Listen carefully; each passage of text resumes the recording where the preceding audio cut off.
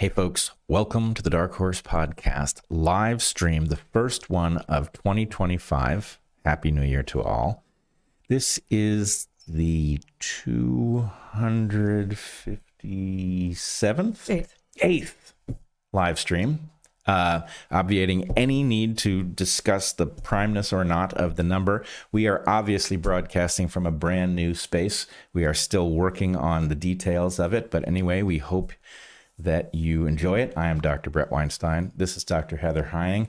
And hello, everyone, and Happy New Year. We are thrilled to be in our new studio. We've got this beautiful piece of art behind us, which we will show you different parts of as we proceed.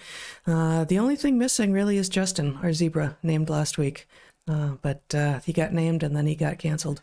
It happens. Yeah, I think of him more as put out to pasture. Oh, no, he's very much inside elsewhere. He's elsewhere. Well, maybe if he's lucky, we'll put him out to stud. Maybe we will. So here we are, New Year. We're going to spend a bunch of the day talking about things from last year and what it looks like going forward. But various big stories from last year that we covered and some that we didn't. No Q&A today, but as always, there's a watch party going on at Locals. We appreciate you joining us there. There's early drop of the Inside Rail live podcast that Bret does with guests happen there, and we've got other original content. Our Locals, our Discord server is there. So much good stuff. So join us there. And as always, at the top of the hour, we have 3 sponsors whom we have carefully chosen, and we'll start there. So our first sponsor this week and this year is ARMRA.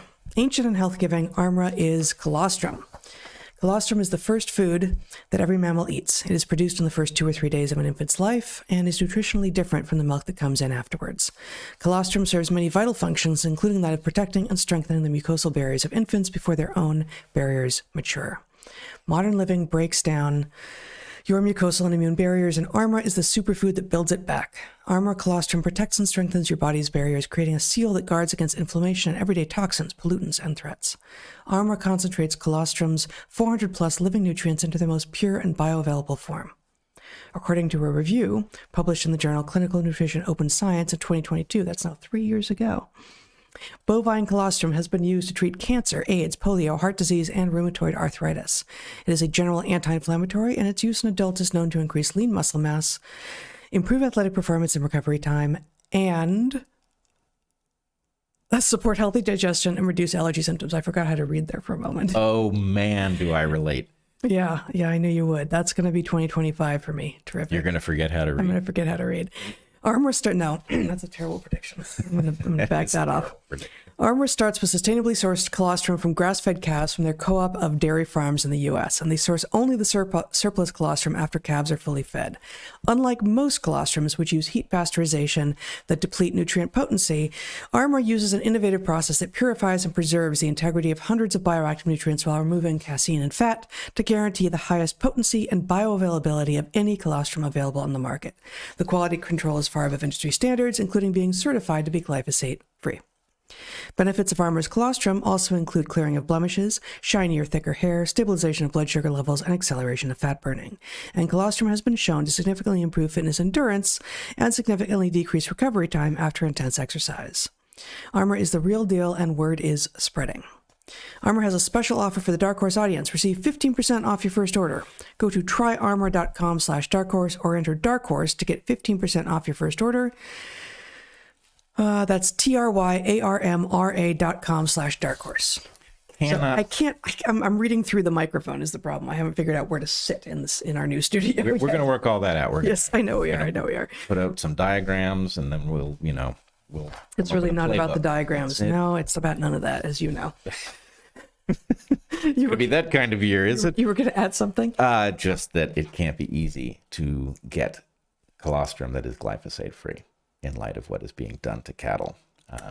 So, glyphosate being a particular problem because the geniuses who are scripting big ag have sprayed it on wheat at the very end in order to prevent fungus growth, which is insane because even the normal toxicity that would accompany spraying early when the crop is growing would decay to a large extent by the time you harvested. But spraying on right at harvest is, it's batshit crazy, if you know what I mean. It's also, I mean, I guess maybe this is the same reason, but as I understand it, it's sprayed at the end as a desiccant. Yes. Dry wheat being easier to harvest than wet. Easier to harvest and less prone to fungal growth. Yeah. But whatever, it's insane to be spraying anything on your crops at the point of harvest because the rate of consumption by the people and other creatures that eat those things will be all the higher. Yes. We'll be continuing to talk in 2025 about big food, big pharma, and big ag, all of which we hope are on a downward trend. We are going to talk about that today. We are going to talk about the big picture. I think you'll all enjoy it. All right. Our second sponsor this week is delicious and nutritious. It's Manukora. Manukora honey is rich, creamy, and the most delicious honey you have ever had. Ethically produced by master beekeepers in the remote forests of New Zealand, Manukora honey contains powerful nutrients to support immunity and gut health. All honey is excellent for. I could use some right now. We don't have any, do we? Not on me, no. We forgot to bring it into the new studio. Yeah. I mean, you are allowed to use a container. Okay. Yeah. It's not cheating. Cheating? No, I don't think so. Okay. All honey is excellent for you. Scientific research has indicated that honey has antimicrobial, anti-inflammatory, antioxidant, and anti-mutagenic properties, as well as expediting wound healing. Manuka honey is even better. All of the health benefits attributed to regular honey appear to be even stronger in Manuka honey. From fungal infections to diabetes to gastrointestinal tract infections, Manuka honey can be useful in treating the problem. Bees that collect nectar from Leptospermum scoparium, also known as the Manuka tea tree, in New Zealand, create honey that has 3 times the antioxidants and prebiotics than average honey. In addition, a unique antibacterial compound, MGO, comes from the nectar of the Manuka tea tree. Delicious and nutritious with great quality control, that's Manukora. A lot of the honey on grocery market shelves isn't real honey. You'll never have that problem with Manukora. Manukora honey is rich and creamy with a complexity in its flavor profile that is unmatched by other honeys I've had. I'm telling you, I can't read today. It'll come back. You'll see. Yeah, I hope so. If you're already making the switch away from processed sugars towards things like maple syrup and honey, go further. Try Manukora honey and you'll be blown away. With Manukora honey, the bit of sweetness that you crave can be satisfied without putting your health at risk. I sometimes enjoy a teaspoon of Manukora in the morning, letting the creamy texture melt in my mouth and coat my throat. This honey has superpowers. Manukora honey is a game changer, and all you need is 1 teaspoon each morning to get the most out of the amazing bioactives in Manuka. Now it's easier than ever to try Manukora honey. Head to manukora.com/darkhorse to get $25 off the starter kit, which comes with an MGO 850 plus Manuka honey jar, 5 honey travel sticks, a wooden spoon, and a guidebook. That's Manukora, MANUKORA.com/darkhorse for $25 off your starter kit. Now, if there are any actual bees in our audience, they are no doubt grinding their mandibles at the thought that beekeepers are producing this honey. Yeah. Yeah. Yeah. But that's the way of the world. If these bees want proper credit, they can, get their species to take up podcasting. Yeah. They're going to grind their mandibles. Over something. Or their manacles. The beekeepers have bee manacles. Not monocles. No. Okay. Well, only peanuts wear monocles now. It's kind of retro. Our final sponsor, Heather, is Helix, which makes truly fantastic mattresses, as you know. We've had our Helix mattress for over 3 years now, and it continues to provide amazing sleep, just as much as it did when we first got it. It's firm, which we like, cooling, and silent. It's just perfect. Everyone has had bad sleep. Sometimes it's attributable to modernity. The light shining in your window, the noises of humanity that you can't shut out, the churning of your brain, your physiology that has been mangled by fake food and pharmaceuticals. The pharmaceuticals are all too real, actually. But I digress. All that contributes to bad sleep, but so does bad mattresses. So do bad mattresses. So maybe the problem is the scripts, which it could is still downstream of me, but these are very 2024. And no, actually, that one really isn't. That one is brand new. Well, okay. There's a bunch of it that's been recycled. It wasn't written in 2024? Yes. I think it may have been. Yeah. It reads like it was. Helix makes excellent mattresses, every one of which combines individually wrapped steel coils in the base with premium foam layers on top, providing excellent support for your spine. Take the Helix Sleep Quiz online, and in less than 2 minutes, you'll be directed to which of their many mattresses is best for you. Do you sleep on your back or your stomach or your side? Do you toss and turn or sleep like a log? Do you prefer a firmer or softer mattress? Once you've found your perfect mattress, you have 100 nights to try it without any penalty in the unlikely event that you don't love it.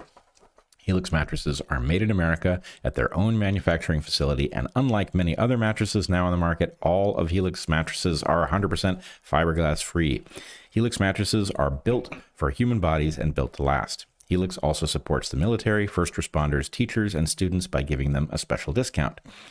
Go to helixsleep.com/darkhorse for 25% off site-wide, plus 2 free Dream pillows with mattress purchase and a free bedding bundle, 2 Dream pillows, sheet set, and mattress protector with any Luxe or Elite mattress order.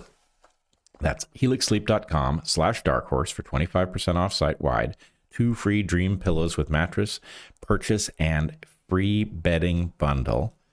That bundle being 2 Dream pillows, sheet set, and mattress protector with any Luxe or Elite mattress order. That's helixsleep.com/darkhorse. This offer ends in a few days. Grab it now with Helix Sleep. Grab it now with Helix. Better Sleep starts immediately, I'm going to say, so I don't repeat now. But all right, we survived. Yeah, so I will say the Helix offer, they're doing a number of different offers for the new year, and this one is the best of the lot. And I know it was a confusing call to action that you had to read there a couple times, but they're offering a lot of stuff for if you're thinking about a new mattress, this is really the moment. So go to Helix. Awesome. Yeah. All right. I'm going to remove that. I need that. That's my notes. I thought that was the ad. All right. Under control. Yes. All right. Do you want to take? So you're not gonna quiz me on my my New Year's resolution from last year.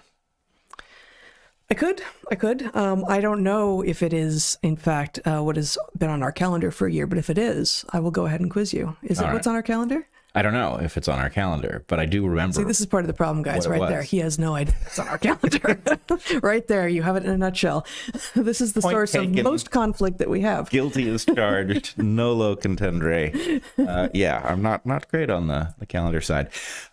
However... How would I know what's on my calendar? I mean, it's a fair question. For a long time, and it's been looming, and today it does loom because it is right here, one of our shared calendars has suggested that today you need to spell necessarily and fascism.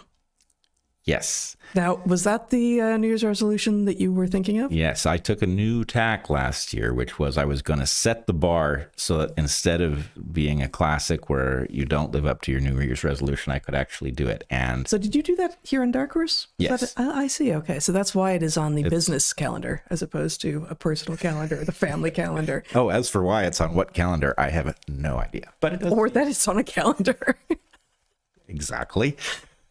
But okay, so can you do it? I think so. Okay. Which will you start with? Will we be able to tell? Ouch. FASCISM. There you go. Nice. Fascism. Exactly. Mm-hmm. And necessarily would be, can you use it in a sentence? No, that's how a spelling bee works. It would be NECESSARILY. Very well done. Now I have a question for you. How long did you have to study? Too long for sure. But and also, if we come back, if next week I ask you, will you still be able to smell them?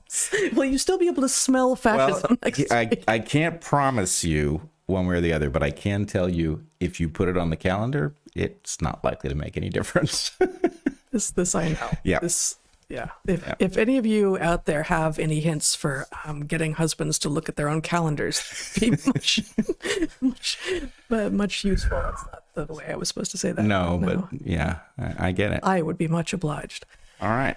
So I spent some time going through some of what we talked about last year, and I wanted to just have us go through some of these things, have a reminder, and maybe in some cases some updates, and some of what you've got to do this week might fit in well.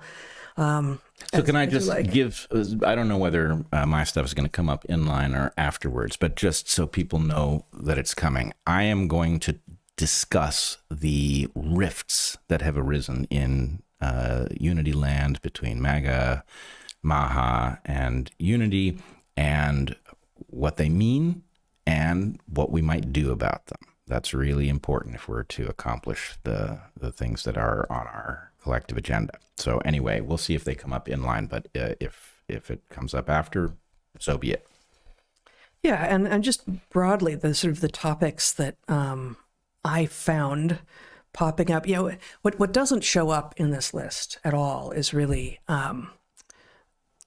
our analysis and the places where we weren't explicitly talking about something topical, but we're doing a broader analysis, which is, I think, a large part of the unique value that we bring.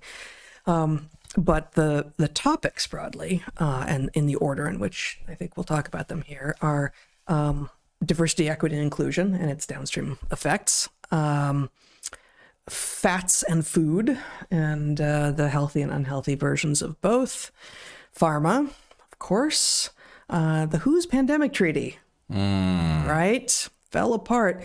Bad science proliferating and good science getting defunded, gender ideology, the magnetic field of the earth, immigration, Panama, the Darien Gap. I've got one little side thing that didn't fit anywhere else, so we'll get there. Free speech, the election, Rescue the Republic, Unity, and then some randomly cool biology things that we touched on last year. So that's both a lot and doesn't begin to capture the scope, but let's start. Excellent. Shall we?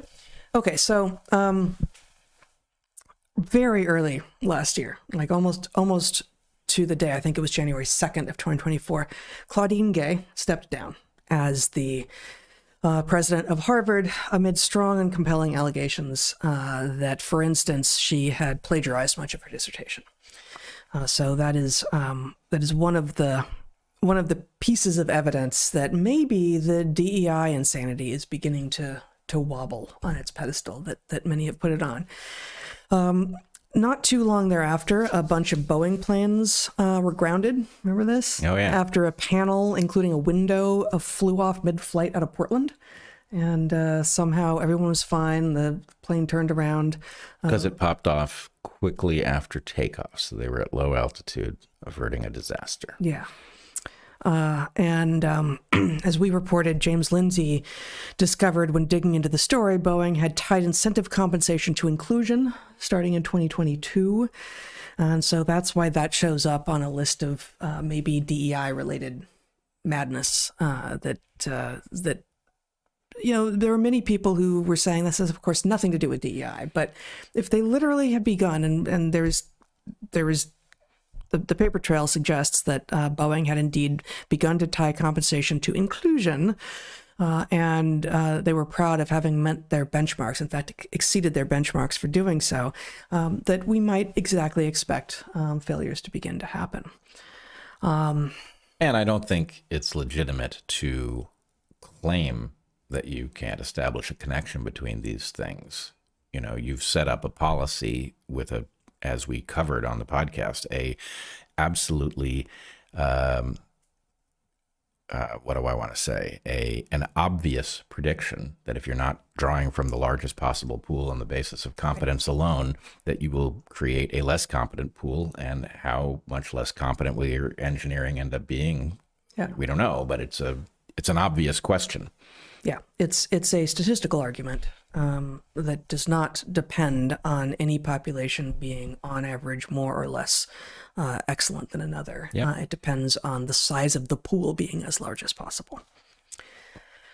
After the Democrats excluded Bobby Kennedy Jr. from the I can't figure out where to look. I'm having a hard time figuring out how to see the things I need to see. After the Democrats excluded Bobby Kennedy Jr. from the presidential debate, which led, of course, to him endorsing Trump later on, The Trump-Biden debate in June somehow made half the country realize overnight what the other half have been saying for years, which is that Biden was not fit for office.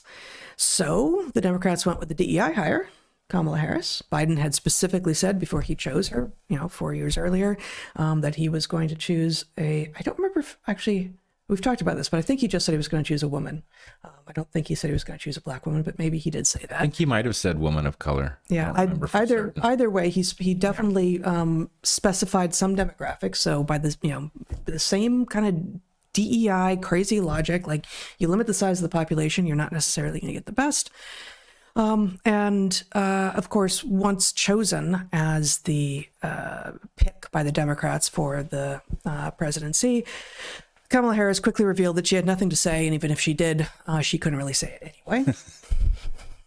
Even that is generous. Yeah, it's very generous. Except, of course, she did have a couple things to say, as we covered in October of this last year before the election. Her opportunity agenda for black men included wanting to legalize marijuana. Right. Which, I think exactly as the reaction I had then. It's like, how is that not the most demeaning and racist thing that you've done? Like, how is that specifically for black men? Okay. And after the election, confused professors, including at Smith College, said insane things like, quote, Harris ran a flawless campaign. And this while evidence was emerging that the campaign had wildly mismanaged funds, funneling donations to already rich entertainers. Right. I mean, there was plenty of evidence that that was actually probably the most flawed campaign and perhaps the most flawed candidate ever to be run. But you had not just that one professor at Smith, but others claiming that she had run an utterly flawless campaign. It was flawlessly flawed. Every conceivable way it could have been flawed, it was. In much the same way that the CDC ran a flawless COVID campaign. Exactly. You just take it to the -1, and there you've got pretty good advice. And I mean, this actually fits well with DEI. I mean, it's kind of, it's, you think you're looking at the numerator and you're actually looking at the denominator.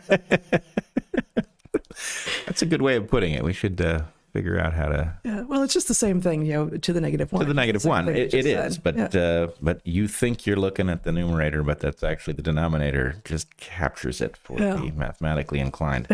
That's right. Continuing with. Last year in diversity, equity, and inclusion. After the first assassination attempt on Trump, remember that? The first assassination attempt on Trump. In 2024. In 2024, right, sure. Right. Head of the Secret Service, Kimberly Cheadle, then head of the Secret Service, Kimberly Cheadle told us that the Secret Service couldn't have been on the roof where the shooter was because of the slope of the roof. And she thereafter stepped down. And of course, that first assassination attempt on Trump also revealed in the coverage that we saw in the immediate aftermath how poorly prepared some of the Secret Service were, some of them appearing to be maybe DEI hires also. Yeah. And, I want to be careful about saying that. Like, I don't know. But it's certainly the claim that the roof was too steeply pitched is an insane thing for anyone to say, and it sounded like this was a person who had actually never met an angle or something. But no, I think we are perfectly positioned to argue that these are that this is a pattern, a DEI pattern, for a couple of reasons. Mm-hmm. One, the way science really works, where we talk about the scientific method. You've got observation, you've got hypothesis, you've got prediction, you've got test.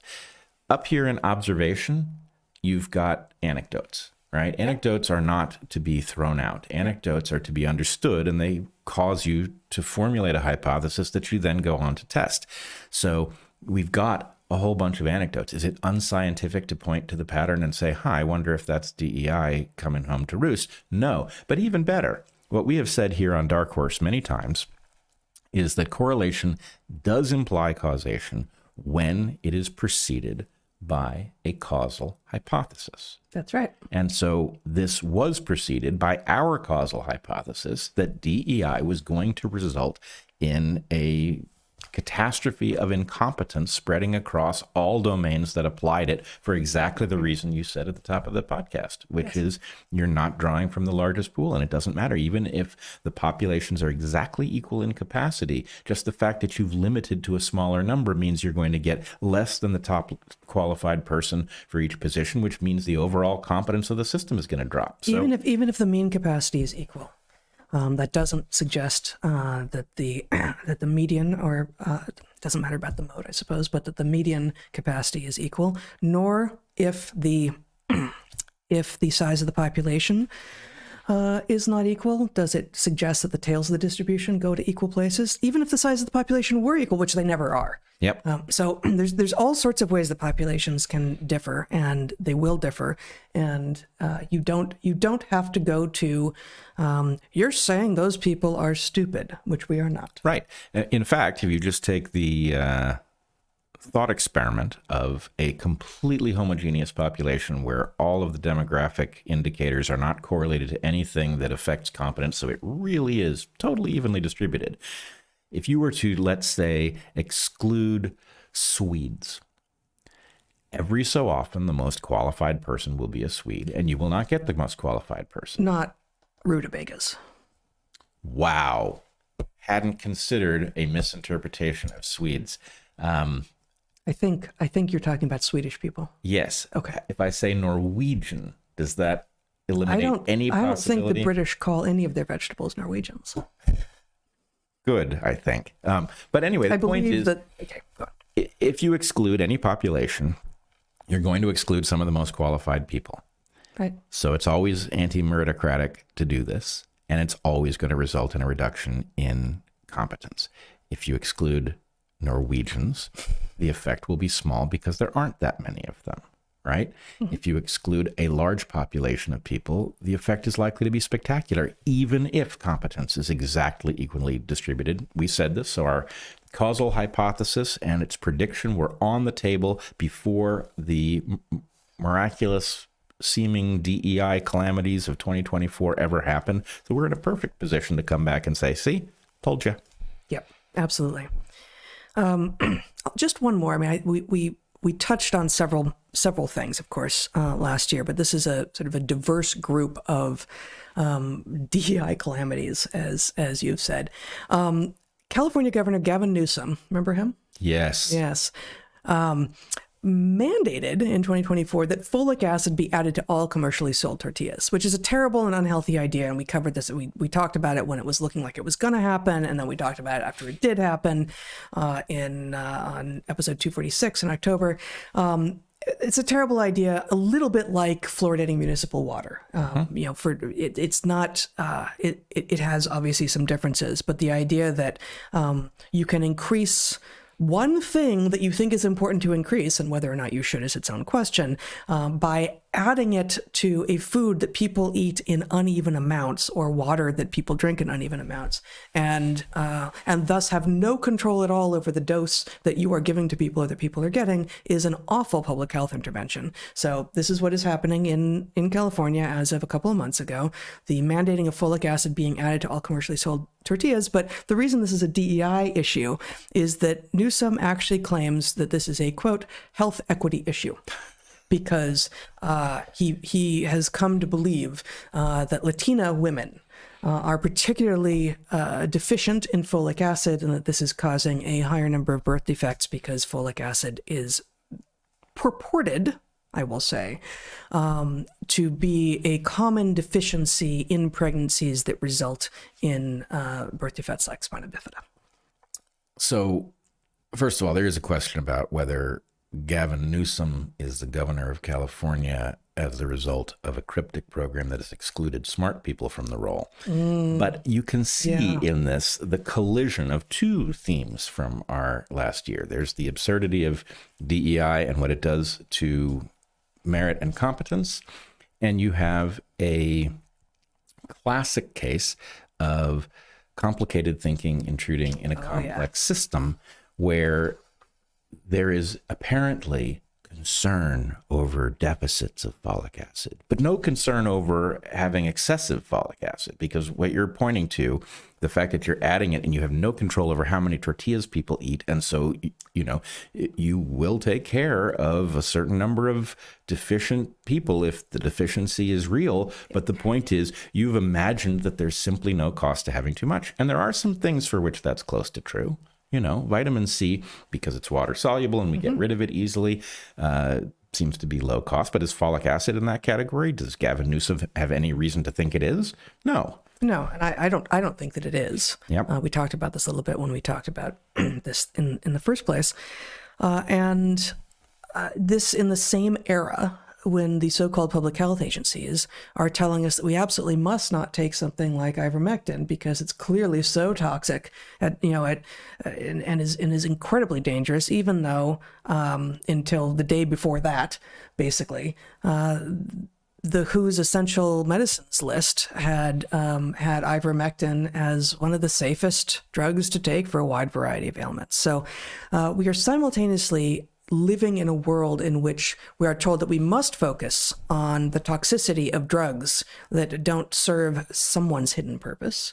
And we must not discuss the toxicity of things that are going to be added to food or water sources without us being able to effectively titrate what we're eating.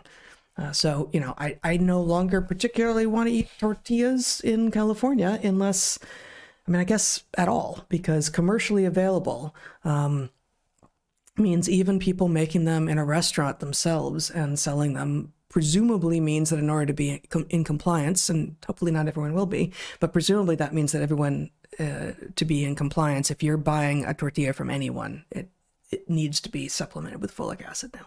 I'm imagining a black market of tortillas on the Nevada border. How when you cross between countries, there's often a little currency exchange. Dudes making money at the border. Off the books. So I'm imagining what's a resurgence if it hasn't happened before? A surgence. Yeah, I know. Of really awesome food trucks at the border, because the problem with buying your tortillas at the border and having to get inland, California's a big state. It is a big state. Inland, in from the border, is that they're not going to be as fresh when you get them. And a fresh tortilla is amazing. Like we've had some fantastic, we've even made them sometimes, and they've been good. But a fresh tortilla made by someone who's been making tortillas all their lives, is really something. We're missing it. Are we? Yes.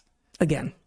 I think so. Okay. The comedy gold is to be found in a sitcom based on the idea that people are sneaking over our southern border with folic acid free tortillas from the home country. That'd be kind of funny. It would be. Yeah. Yeah. Families of folic acid free tortillas come to make America great again. There you go. To make America great and healthy again. Yeah. Yeah. And full of delicious tortillas. Yeah. Yeah. Okay. So that DEI food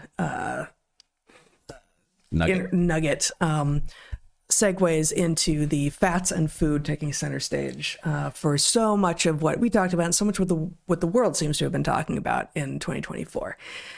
So very early on, in January 10th of 2024, we talked about the risks of polyunsaturated fats on human health.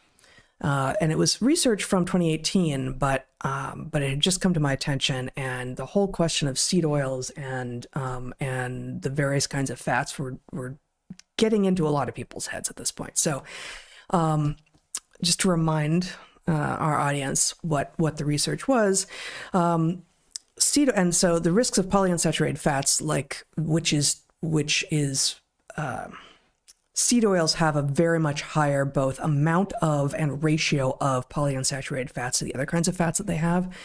So that's corn and sunflower oil compared to, say, butter and coconut oil. And we have in fact, I can show here this. You can just show my screen. This is something that we showed back in January of 2024. This is from this research that was published in 2018, Grutfeld et al. 2018, in which they have Oops, this is not showing everything. There we go. Corn oil and sunflower oil at the top, with a high degree and amounts of the polyunsaturated fats, with those really high curves, and coconut oil and butter in the bottom two, having much lower degrees, lower both amounts and rates of. And note the y-axes here, which is that the corn oil and sunflower oil actually have y-axes that go to 20, and the coconut oil and butter have y-axes that only go to 10. So it's actually twice as bad as it looks. Yeah. And what this research found is that polyunsaturated fats produce, when fried, a high degree of aldehydes. You will be familiar with, for instance, formaldehyde. Everyone has heard of formaldehyde, knows that it's not good for you. And with regard to aldehydes alone, Not good for you unless you're dead. unless you're dead, in which case it preserves your tissue. Keeps you looking fresh. Yeah, it keeps you looking fresh. Yeah. Not being fresh, but looking fresh. All right. Yeah. We just took a weird turn. I apologize for it. Well, so acetaldehyde, formaldehyde, other aldehydes you may have heard of are produced in abundance when polyunsaturated fats are fried. And of course, where you will tend to get that is, to use the example that they used in this research, is French fries fried at a fast food restaurant. And in fact, French fries fried almost everywhere are being fried in seed oils, because seed oils are cheap.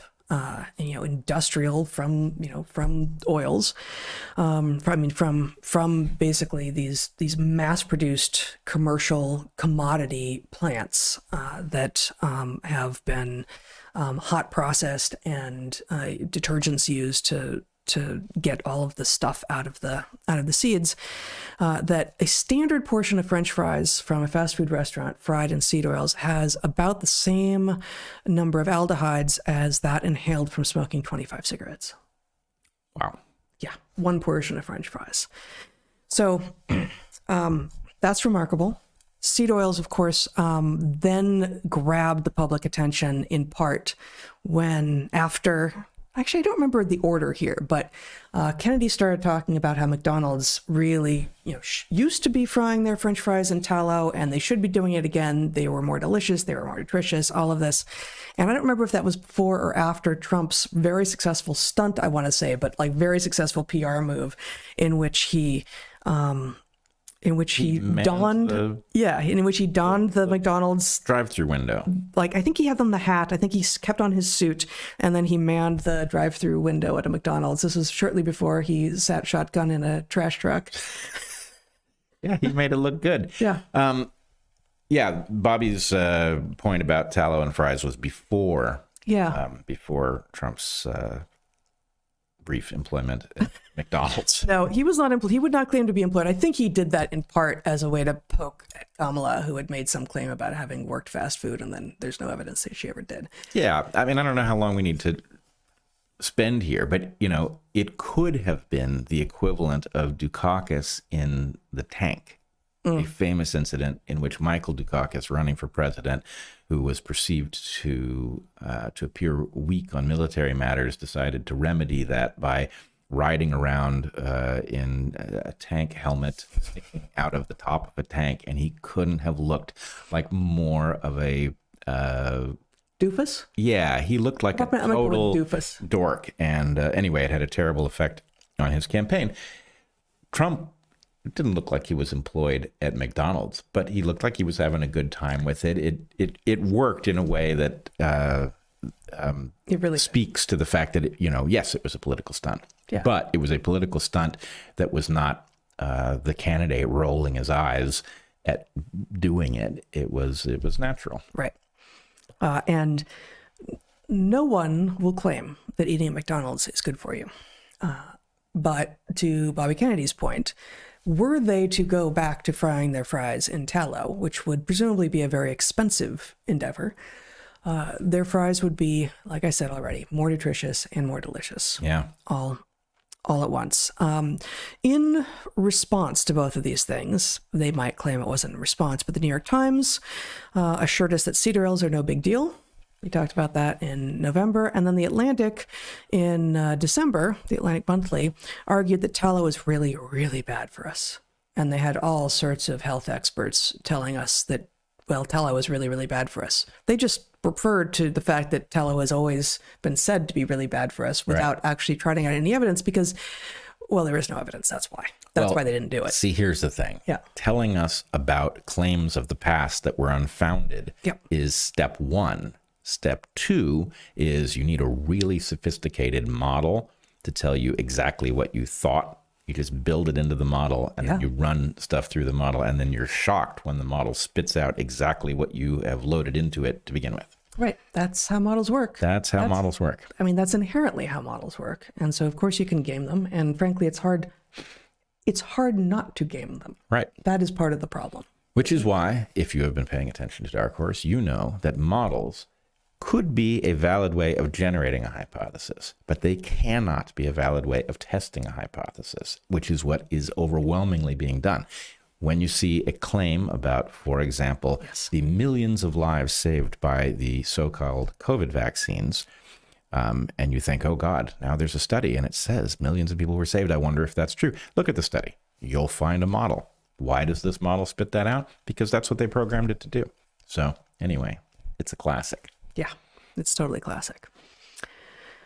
Okay, so there has been for many years this global pseudoscientific public health push to reduce consumption of animal-sourced foods, especially mammals and birds. There is a push in some corners to start eating insects. There is a encouragement to eat, fake meat, plant material glued together with seed oils and other garbage, and the general shape of patties, as if that will suffice to make you think you're eating a hamburger, which I've never had one, but I'm sure it doesn't. I'm sure it doesn't pass. It is 100% guaranteed to be grotesque. And yes, they will find probably in the chem labs of New Jersey ways to dress it up flavor-wise and texture-wise in order to get closer to the real deal. But it's garbage. Yeah, but there has been there are the beginnings, like intimations of a pushback against this agenda. And so there was an article published this year that we talked about, pointing out the pseudoscientific nature of the claims that eating an animal-based diet are bad for you. Yeah. So that little glimmers of hope. But then the Tufts University originating food compass also continued to be treated seriously. The food compass finds, for instance, that Fruit Loops are better for you than meat and eggs, and so are Pop-Tarts. Fruit Loops are Fruit Loops are geometrically more regular than meat. And symmetry is pleasing.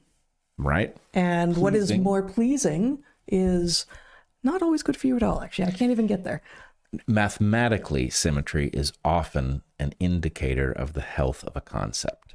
Yes, or the health of a human being, even, to pick up on the Fletcher and the asymmetries research that Bob Trivers was involved with back when we were his student. So that is 1 point in favor of Fruit Loops and 40,000 points, roughly speaking, against them. But, 1 point. That looked at square on, Fruit Loop being perfectly symmetrical. I don't even know if they are, though. No, they're not perfectly symmetrical. See? So they probably have some asymmetry themselves. Oh, you're right. And they could be in the uncanny value of loops, if you know what I mean. Uncanny value? Valley. Yes. Not quite loop-like enough to really pass as a loop. So maybe even that one argument in favor of Fruit Loops is not... they're loser loops. They are a loser. They're phoning it in loops. They really are. Yep. Speaking of food... Were we? Well... Oh, meat. You mentioned meat. That's food. Yeah, speaking of food-ish, do you remember microbeef sushi? No, have I blocked this out? I think you have. Here we go. Here we go. You can show my screen briefly. Rice covered in cow cells aims to provide nutritious, sustainable food. Microbeef sushi costs about the same as plain rice, but how does it taste? So they're trying to convince us not to eat cows. Yes. But because some of them recognizes that actually cow is nutritious, they've taken cow cells and coated rice with it, turning it pink and gelatinous and gross. And what this does is it saves people from ever having to actually have cows, because all you have to do is culture cow cells in a lab and then like throw it at the rice. So Microbeef sushi. I will just, Speaking of food, like I said. yes, as an enticement for people to stick around, I am going to attempt to address all of these abominations in one fell swoop, so that maybe by this time next year, that would be January 1st, 2026, Well done. we will be safe from these maniacs. Okay, well, we can hope.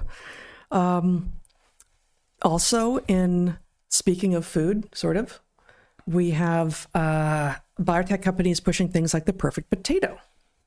Remember this with Ohalo Genetics claiming that with their introduction of a polyploid potato, which they also seem to think was only something that ever happened in plants, that they imagined a static world and a static potato and there being perfection, which points out not just a conflation of complicated with complex, but also just a complete failure to understand an evolutionary system, which if you are in the biotech business, you really need to understand both complexity and evolution space. And one doesn't, really understanding evolution space gets you to complexity, but understanding complexity doesn't get you all the way to understanding evolution space. Yeah, sounds like a recipe for needing more agrochemicals to grow it, Yeah. in the same way that so-called super crops are actually inferior crops that require a whole hell of a lot of fertilizer to make them work. They sure do.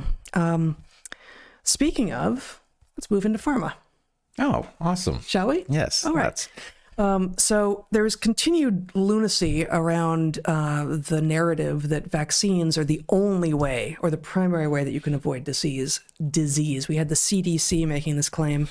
And we had Francis Collins, the former head of the NIH, the head of the NIH during COVID, reimagining history, asking of the COVID era, quote, why didn't facing a common enemy bring us together?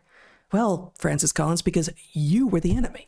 Like, you were the one leading the charge of insane public health measures with Fauci as your supposed underling, but actually the, evil guy behind the curtain pulling all the strings. That piece that he wrote for The Atlantic in September of this last year, that Francis Collins wrote, is truly remarkable in its just complete reimagining of what actually happened. And go on. Well, I was just going to point out that he is guilty of crimes of public health, medicine, and music. Is he? Oh yeah, I don't know. You I don't know didn't catch his bizarre, hokey little songs designed to get people to take deadly shots and stay away from each other. Oh goodness, I feel like I missed that, or I blocked it out. Or you've blocked it out. But anyway, yeah, such an odd character. Indeed. The big pharma story of 2024 maybe wasn't the mRNA shots, although certainly there's continuing lunacy there, or the question of vaccines in the larger context, and the observation now often discussed that, for instance, none of the vaccines on the childhood vaccine schedule as put out by the CDC have actually been tested against placebo. But the flashiest pharma story of 2024 was Ozempic and the other GLP-1 agonist. I'm just going to call them all Ozempic because it's easier. But we discussed back in May a glowing endorsement, a glowing recommendation for Ozempic that the Times of London had published. That claimed that Ozempic and its relatives cut heart disease deaths by 20%. Now, in Natural Selections, that I published a piece just last month in December, in which I cited some new research that found that Ozempic and its pharma relatives reduces heart size and the size of cardiomyocytes cardiomyocytes in people who are on it. And when I published that, one person, I don't think on my Substack, but over in Twitter space, responded by saying, yeah, but fat people often have big hearts and they need to shrink them. And what this research actually found was that people who were on Ozempic who were fat did lose weight, but also lost heart mass and their heart cells, their heart muscle cells shrunk. People who were on Ozempic who weren't fat to begin with did not lose weight, but did lose heart muscle mass and size from their heart muscle cells as well. So that would suggest that that criticism of the idea that it's a bad idea to lose your heart muscle mass is ridiculous. Okay, so Times of London back in May claiming that Ozempic is just this wonder drug that, among other things, is going to help you with your heart disease. I think not. Rendering the editorial board werewolves of the Times of London. Oh, no. Okay. Yeah. And I don't think it was an op-ed. It wasn't. No. Well, but still, they allowed it. The editorial board decides. The editorial pages and the news divisions of papers are generally not really No, but connected. the editorial board decides what the content of the paper is. So I mean, we could keep doing this, but I think that defending a pun to its last possible which I was trying to save you. I was trying to let you back off from your ridiculous pun, but no, it wasn't even a pun. It was just wordplay. It was a reference to a fine song that seemed relevant in light of the despicable behavior of the Times of London. But so I've heard of the song. I've probably heard the song, but I don't know. I couldn't tell you anything about the song. And often when you make music references, you assume that other people, you often don't assume that but you often assume that other people know what the song is about. So if it sounds like the song was somehow relevant here to the wordplay. well, the idea that the editorial board were behaving like werewolves, right? Oh, that's it. Seemingly, Okay. mild-mannered, well-dressed and all, and then the moon comes out and they become werewolves who do despicable things and spread death and destruction. That seems fitting. Well, problem again is, though, that werewolves go back to their mild-mannered selves. And as far as we can tell, the mainstream media just seems very focused on being ridiculous 100% of the time. But see, that's where Warren Zevon's song comes in, because he is describing this werewolf that he's seen, and his hair was perfect, right? He doesn't look really like a werewolf unless you're paying close attention, as Warren Zevon apparently was. Wait, so he's seen one or he is one? No, he's seen one. He's not one. So why wouldn't his hair be perfect? Werewolves' hairs are typically But now wild. you're saying he is one. Oh no, it's in the song. It's in the song. It's not Warren Zevon's hair. No. Oh, no. so you just, I think you dangled a modifier or something. I apologize Yeah, for okay. that. So I clearly don't know the song, and I told you I didn't know the song. So You must know the song. I will play the song for you later. And as I told you, I'm sure I've heard the song, but I have no idea what it's about because I don't hear lyrics particularly. It's about a werewolf that he saw at Trader Vic's, and the werewolf's hair was perfect. The werewolf's hair was perfect, not Warren Zevon's hair was perfect. Yeah, in fact, Warren Zevon's hair is suspiciously not mentioned in the song. So are you arguing that the editorial board of the Times of London is filled with people with perfect hair? Is that what you're arguing? No, I was really Because I feel like that's kind of an hinting extraordinary claim. at the idea that they are probably misleadingly well presenting, and yet when the sun goes down and they are not easily observed, prone to create death and destruction. Yeah, okay. I'm with you there, werewolves. Okay. The New York Times in August had this fantastic line. Remember diets? Those strict eating plans we used to follow before drugs like Ozempic and Mounjaro came along? God. So it just, and that in a piece, that in a little puff piece that the New York Times did, as if they aren't all puff pieces, but in which they were claiming to debunk health trends. And they just throw in this insane pharma product that so many people are on now, and they're going to be sorry that, this drug is going to get pulled. I don't know when. I don't know if it's going to be in the next 2 years, but it is going to become clear to people that this is a dangerous drug. And here we have the New York Times talking about health claims that they're debunking just as a throwaway line, saying, of course, none of us watch what we eat anymore. We just pop more pills that mimic naturally occurring hormones that cause food to stay in our stomachs for longer, and therefore the signals to our brain that we are in fact full to be sent in greater amount. Well, I do want to say, you say this is going to get pulled. I think so. I mean, that's a prediction. Here's the thing. Yeah. One, that will only happen if MAHA successfully finds itself seated in the administration, as we hope. No, a lot of drugs have been pulled. I mean, Well, you know when this better than almost pulled, anyone. When you say pulled, there have been these critical cases Right. of, Vioxx, Exactly. Seldane, stuff like that. But in the case of the GLP-1 agonists, so far, the case looks like it is parallel to statins and SSRIs, where They fall out of favor.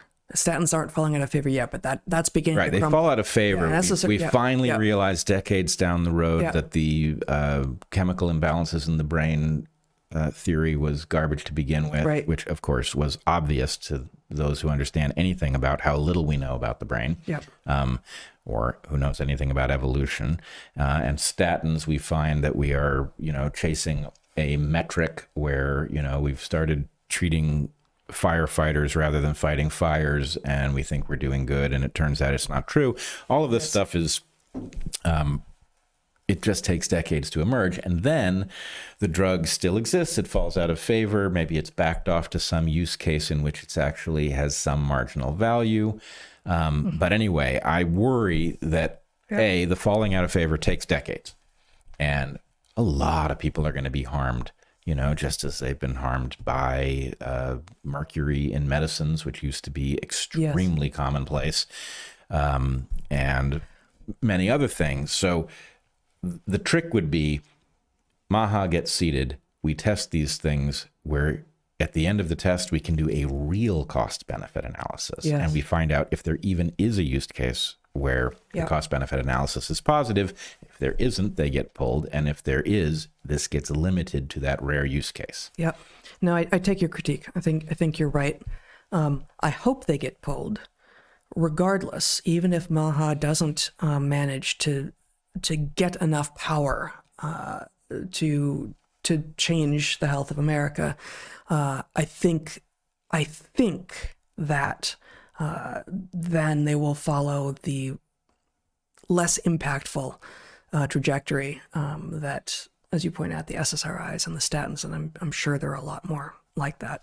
Puberty blockers, where I don't think puberty blockers themselves are going to get pulled. And they have this other use for treating precocious or precocial. I can't remember which of the words is used in medicine, precocial puberty. So I don't think they're going to get pulled completely, but limiting them to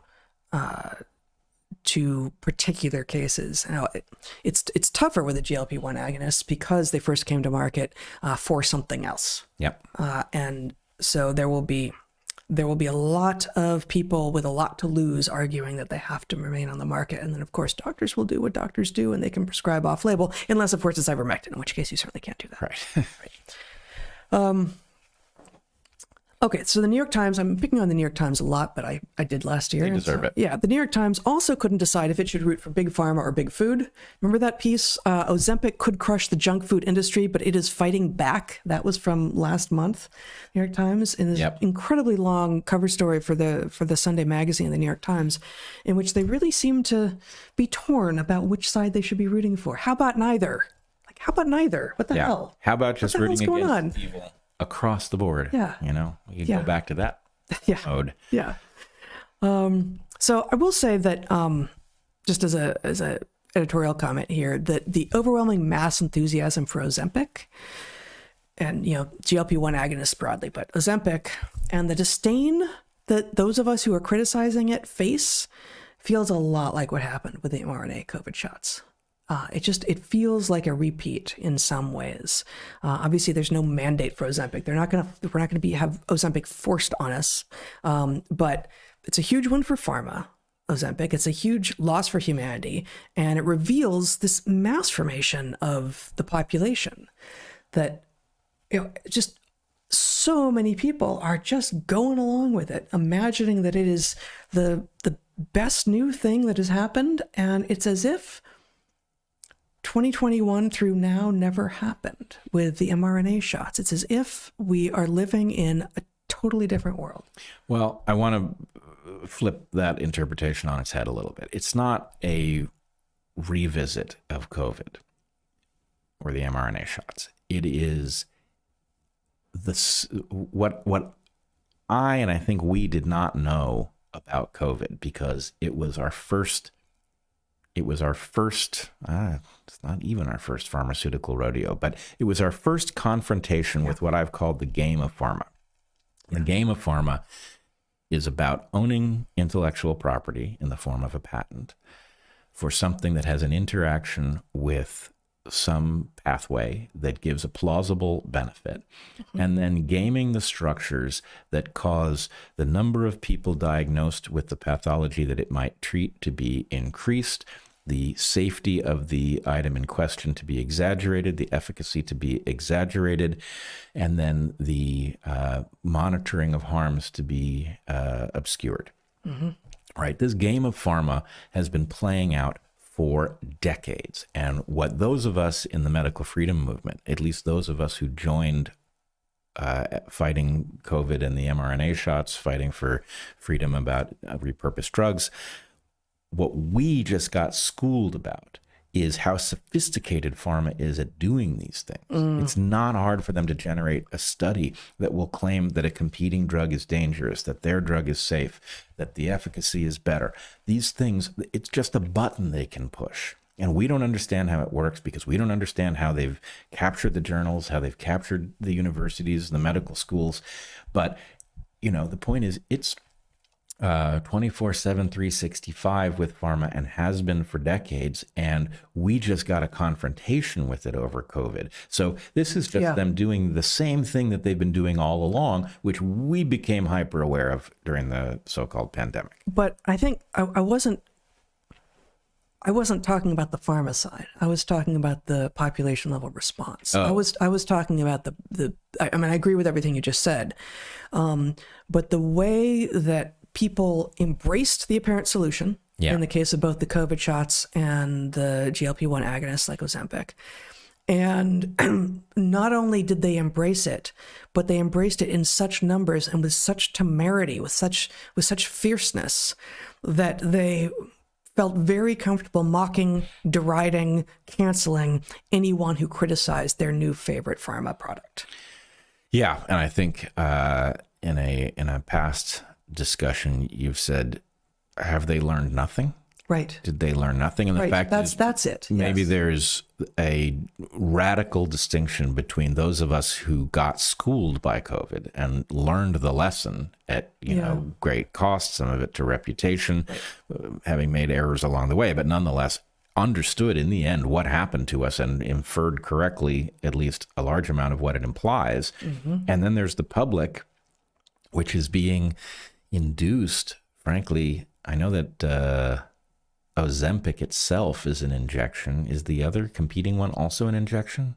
One or more of them are now available in pill form. And originally they were, and I think most of them remain, subcutaneous weekly injection. So it's jabs again. It's jabs, which among the many things I learned during COVID was that the use of a hypodermic needle, which I thought was an elegant intervention, turns out to be a radical intervention. And because you're bypassing all of the protective mechanisms. If you take a pill, at least the body has some control over what it actually imports into your bloodstream. And in fact, the body is built to be conservative in this regard. It does not transport most things. And so, unless you've had a lot of glyphosate and your gut's super leaky and permeable. Right. You could have a leaky gut situation, or it can be a novel compound that, the body doesn't know what to do with and diffuses across that barrier. But nonetheless, there's some selectivity if you eat the thing. If you let somebody inject it, the point is, well, that is going into your bloodstream, directly if you get an accidental intravenous injection, or indirectly as it leaks out of your lymph. But in any case, There do seem to be a huge fraction of the population which didn't learn the lesson of COVID and is now being beckoned with the thing that it has always wanted, which is I don't have to get control over my life. I don't have to exercise or control my appetite, Right. because pharma is going to solve this for me, being induced to get comfortable with injections, really regular injections. So anyway, that's an amazing indicator of where we are. It is. I guess one of the things about the Ozempic story that hadn't really occurred to me until you were just talking was, it's not that there is no free lunch, but in this case, there's just no lunch.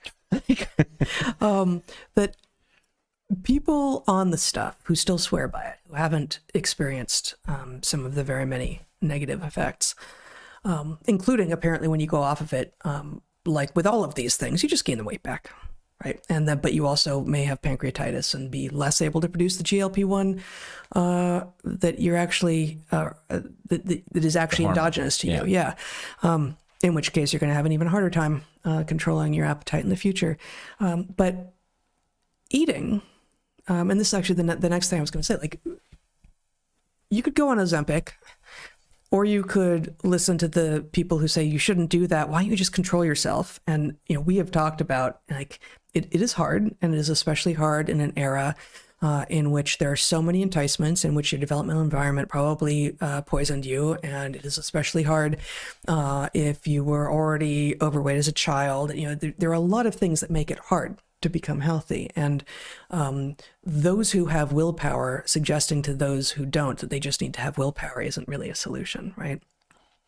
However, we sort of inadvertently, in parallel to the rise of the Ozempic story, discovered something for our health, not for weight loss, but for our health, that has the effect of also contributing to weight loss, which is dry fasting. And we spent a whole episode on it, episode 252, and, which is dry fasting, which is where you neither eat nor drink anything for some specified amount of time. And you can't go into it lightly, and, you have to be careful. And there are lots of people in positions of various precariousness with regard to their health, where they need to get healthier before they can consider doing this. But it is a absolutely remarkable way to reset your physiology in many ways. And one of the effects that it has is that after you come off of a dry fast, your appreciation for food is so intense and amazing. And even if you, like we, are kind of foodies and have always paid a lot of attention to what we eat and have always enjoyed good food, and both making good food and eating the good food that is produced by other people, but when you are eating good food all of the time, you become a little bit inured to it, right? And so we just did another very short dry fast, just a day and a half, right before the new year. And we had our first meal last night after it, and began with just some cheese and crackers, a couple of amazing cheeses. And, if you're not into cheese, if you're not into blue cheeses, this won't necessarily appeal to you. I know that blues get, hit a lot of people the wrong way, but there's this one blue called Saint Agur, which is so exquisite. It's also insanely expensive, but the fact is, It has become insanely expensive for some reason. yeah. And also, we live on an island where it is not made, and it's all imported and all this. But we had we had a smoked Gouda, and we had this Saint Agur, which is a creamy blue, on these very nice, very salty, gluten-free crackers that have no seed oils in them. Gluten-free, seed oil-free. Yeah, and they're little crackers. They're little hex crackers. And after just a day and a half of dry fasting, I could make one of those crackers with a thin smear of blue cheese on it last 6 bites. Yeah.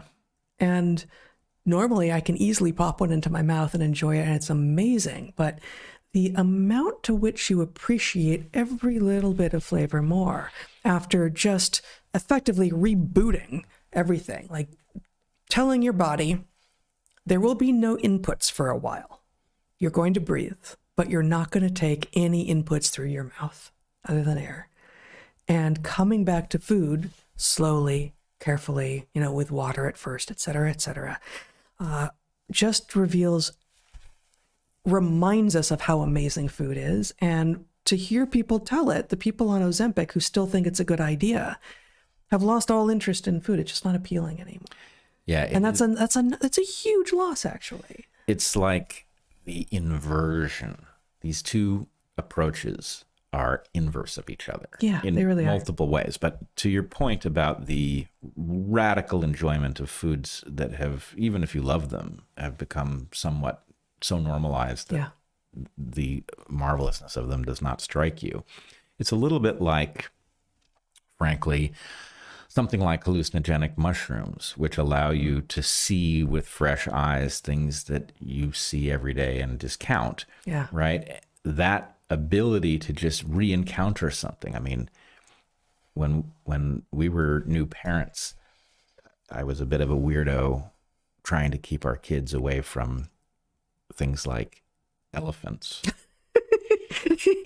Since we didn't live in Africa, it wasn't that difficult. Well, it was that difficult because the instinct of everybody is to take your tiny little kids to the zoo and have them go, ooh, ah, which I get. As a biologist, I'm super inclined to put the kid in front of an elephant. But I didn't want, before the child developed a consciousness in which they could understand how extraordinary an elephant was, I didn't want them to have elephants normalized, because I knew the story about when elephants were first brought back to Europe, right? And how shocking they were to people, right? Just the encounter with this incredible creature, and the fact that we can create that experience for you by denying you an elephant until you're ready to understand one, but we don't. We just assume that as early as possible we should make elephants normal, and so you lose. How great would it be to go back to the state of not knowing what an elephant was and see one and think, my goodness. Yeah. So you should let your kids, explore a deck where there's 2 stairs at the end into the grass. And if they make a misstep, they might fall into the grass and they might bump their head. But parents are protecting their kids from that. And you should curate the extraordinary experiences that wouldn't normally come to them, like elephants, and reveal those to them only as they can actually really appreciate it and perhaps have a sense of wonder about it. Because you show a baby an elephant, there's no wonder. Everything, like his hand is wonderful. Right? Like this glass is wonderful. And so, keep the wonder alive for as long as possible, so that in the hopes that we can have wonder-filled lives our entire lives. Now, one other thing strikes me. And also, we don't live in Asia, I will just say, because there are Asian elephants as well. So true. Slightly smaller, but still. And really, the ultimate elephant we've lost, the one that I, would. And we could do that right here. What? Not on this island. No. It would take time. But the pygmy stegodon elephant is really the one that I... Oh, I thought you were talking about like mammoths here in North America.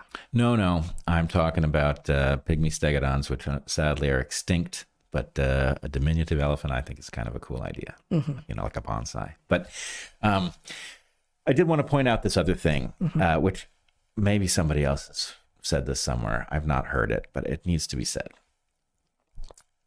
One of the things that fasting reveals, I would say both kinds of fasting. Water fasting. Yeah, and even fasting. just intermittent fasting, even with water, is that you actually feel different if your gut is empty. Mm-hmm. You feel physically a lot more capable. Yes. And there's something we all have come to accept, that your gut is sort of supposed to be constantly processing things. That would not have been true for an ancestor, right? Most of our ancestors, pre-farming at least, had a kind of a boom and bust pattern to their consumption that was regular and normal.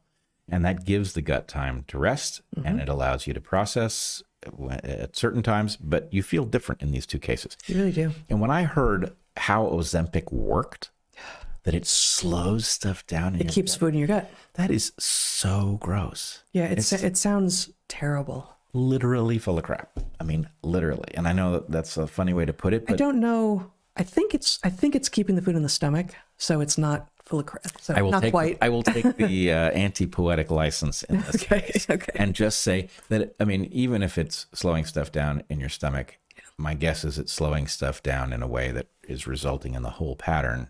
The whole pattern effectively has to Slow down. I Probably so. would think. But anyway, the point is, first of all, that putrefaction of stuff that you've consumed by being detained for a longer period of time. Come on. Does this sound like an intelligent mode to you? It certainly sounds, frankly, having now experimented with all kinds of fasting from intermittent daily fasting through 5 to multi-day dry fasting. The consistent upgrade to life that comes from going through your activities with your gut empty is very clear. It's also energizing. Yeah. Yeah. I find I actually have more energy for physical activities. My stomach rumbling now, suggesting that it wants some food, but more energy, more interest in specifically being outside doing physical work. Yep. I agree. It strikes me as having landed on something that feels right because it must be natural in some way. Compare that to Bovear, another pharma-derived garbage molecule that emerged this year. I think it probably existed before this year, but we began to hear about it this year, and we talked about it in November. It's a new supplement for cows that reduces their production of carbon monoxide. So this is a pro-climate supplement. Methane. You said carbon monoxide. And that's what I've got written here. You sure it's methane? It's it's methane. I said yeah. I just wrote the wrong thing. Well, what could go wrong? Right? Yeah. So just like slowing the food in our gut so that it sits there for a long time, which is not something that humans have ever had happen. So too do ruminants, as we talked about when we talked about Bovear, have a system in which they digest in part with the help of these bacteria that produce the methane. Like the methane is part of the process by which cows do what they do. So this is going to make the cows sick in ways that we may never fully understand. We may never be able to track it to the Bovear, but it's not going to be good for the cows. And if the reason you have cows is because you're drinking their milk or eating their flesh, that almost certainly means that what is in their milk and what is in their flesh is not going to be good for you either. Yeah, it's not even a what could go wrong. It's a what will go wrong and how long will it take for them to admit it. Yeah.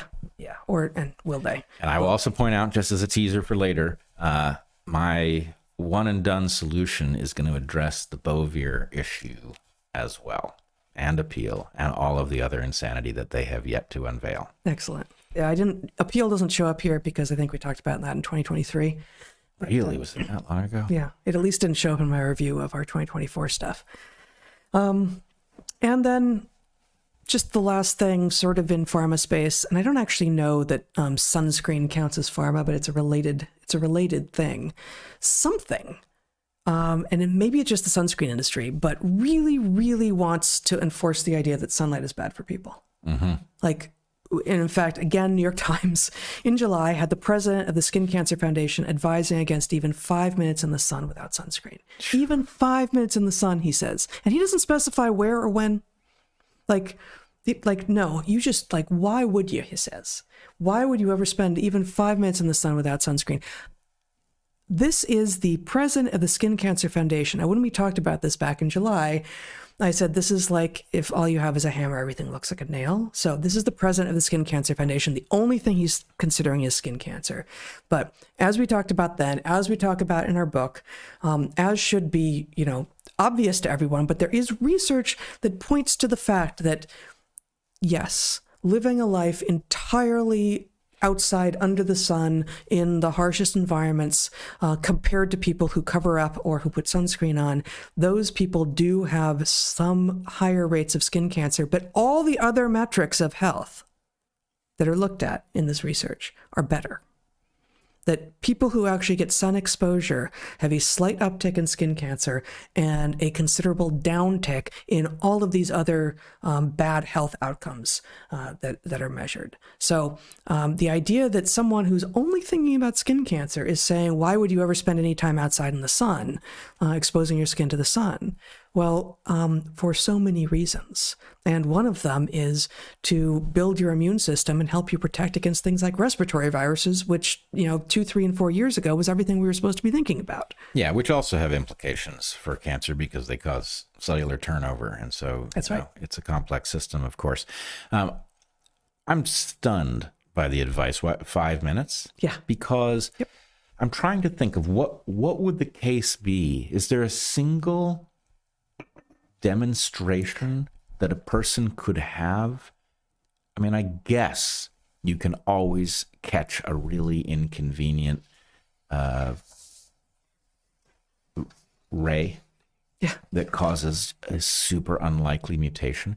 But my understanding of this, which comes from when I was studying telomeres, senescence, and cancer, is that it is burns that cause an increase in cancer. It is disproportionately burns you get when you're very young. But I don't think 5 minutes under any normal circumstances is enough to give you a burn. So this person, I believe, is suggesting something that is all downside, right? They're talking about not getting an exposure even at the level that it would be purely healthy. I think it's an infantilization. I think it is, as so much of the so-called health advice and general advice is that we receive from the mainstream media and from so-called experts now is, it assumes that people are too dumb to actually accept even a barely nuanced, but like vaguely nuanced position, such as you don't want to burn, you want to limit your exposure, between 10 and 2 when you're at the equator, you need to be thinking about what your skin and your body feels like, and go inside or take cover every few minutes if you're under the hottest sun. And so he's got the wrong default position, but I think it emerges from this infantilization where it's like, well, we got to just pick one because the people are not going to be able to take nuance. And so given that we don't trust them, if we say you can go outside for 15 minutes, we don't trust them to do that. We don't trust them to limit their time. So we're just going to go with like no time in the sun at all ever. I don't know. I think you're being generous, actually. I think that everyone is being infantilized? No. How is that generous? Because I think the position that is being presented is so crazy that it is not organically the result of the noble lie position. In other words, look, we've got a hypothesis on the table. It's not mine, though I agree that it belongs in the set of possibilities, which is that something wants us unhealthy because it is profitable for us to be so. Right. How do you get people unhealthy? Well, one way is you get them to exist under artificial light, to shield themselves, even when they're outside in natural light, to shield themselves from the healthy rays. You don't tell them about vitamin D, even in the middle of something you're claiming is a pandemic. Yeah. Right. So all of that stuff points in the same direction. And I know I'm still reeling from my own naivete, the discovery that the American Heart Association has a compromised origin story, and that its relationship to food oils is essentially seed oils. Food oils. Non-food oils, seed oils. That its relationship to that has to do with an industry trying to sell a product that wasn't initially a food. Yeah. So anyway, I don't know anything about, was it the American Cancer Association?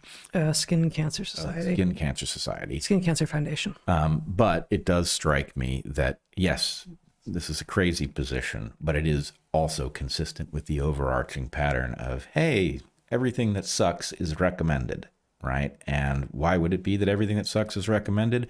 Well, because once you get a system in which you can buy the advice of the officials, you can buy the regulators, then every industry that has something it wants to sell that is counterproductive to human well-being will buy the opportunity to sell it anyway. So basically you get all of the parasites in the system buying access over their particular thing. And so the point is, that results in exactly the weird pattern we keep running into, which is everything they say is stupid and wrong, right? Yeah. So the one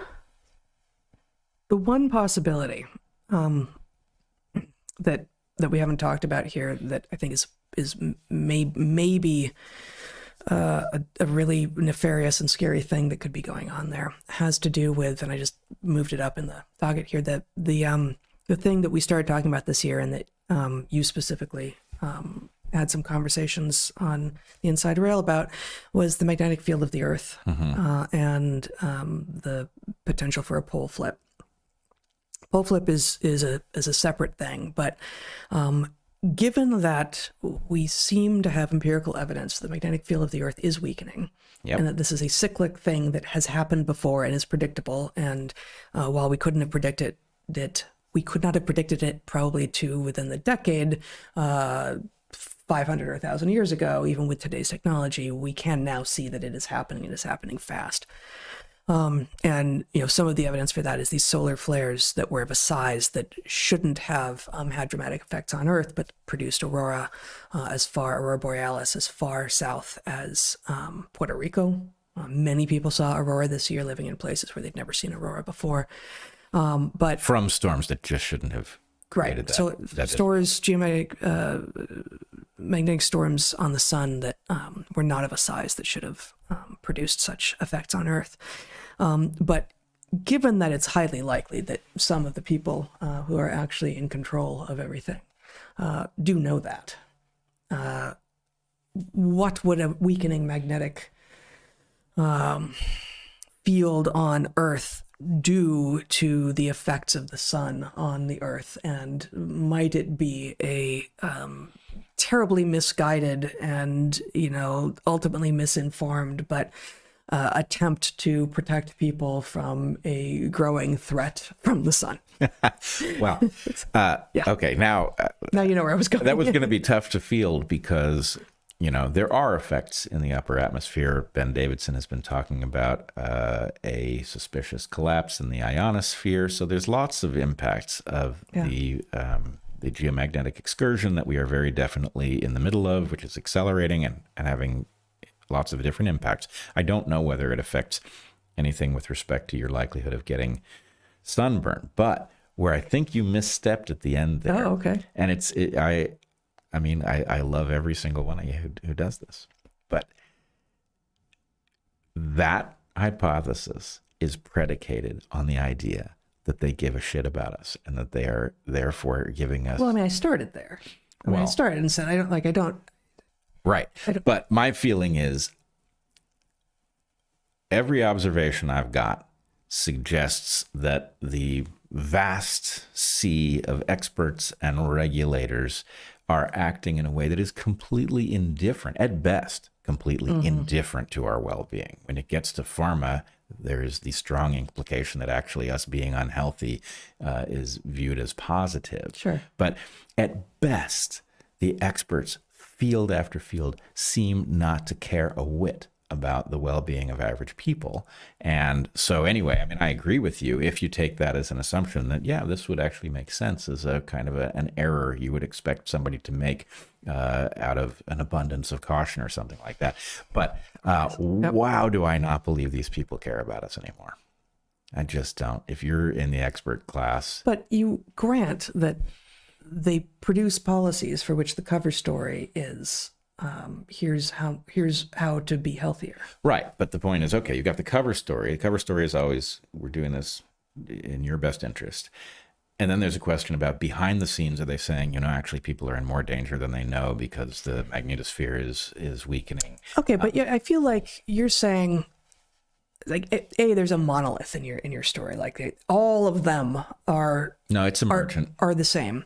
But it feels to me like you are discounting the possibility that any of them are actually interested in the common good and putting all of your, like, every possible thing into it's either indifference or evil. Those are the only two possibilities left. Well, here's why. because there's actually a process that unfolds.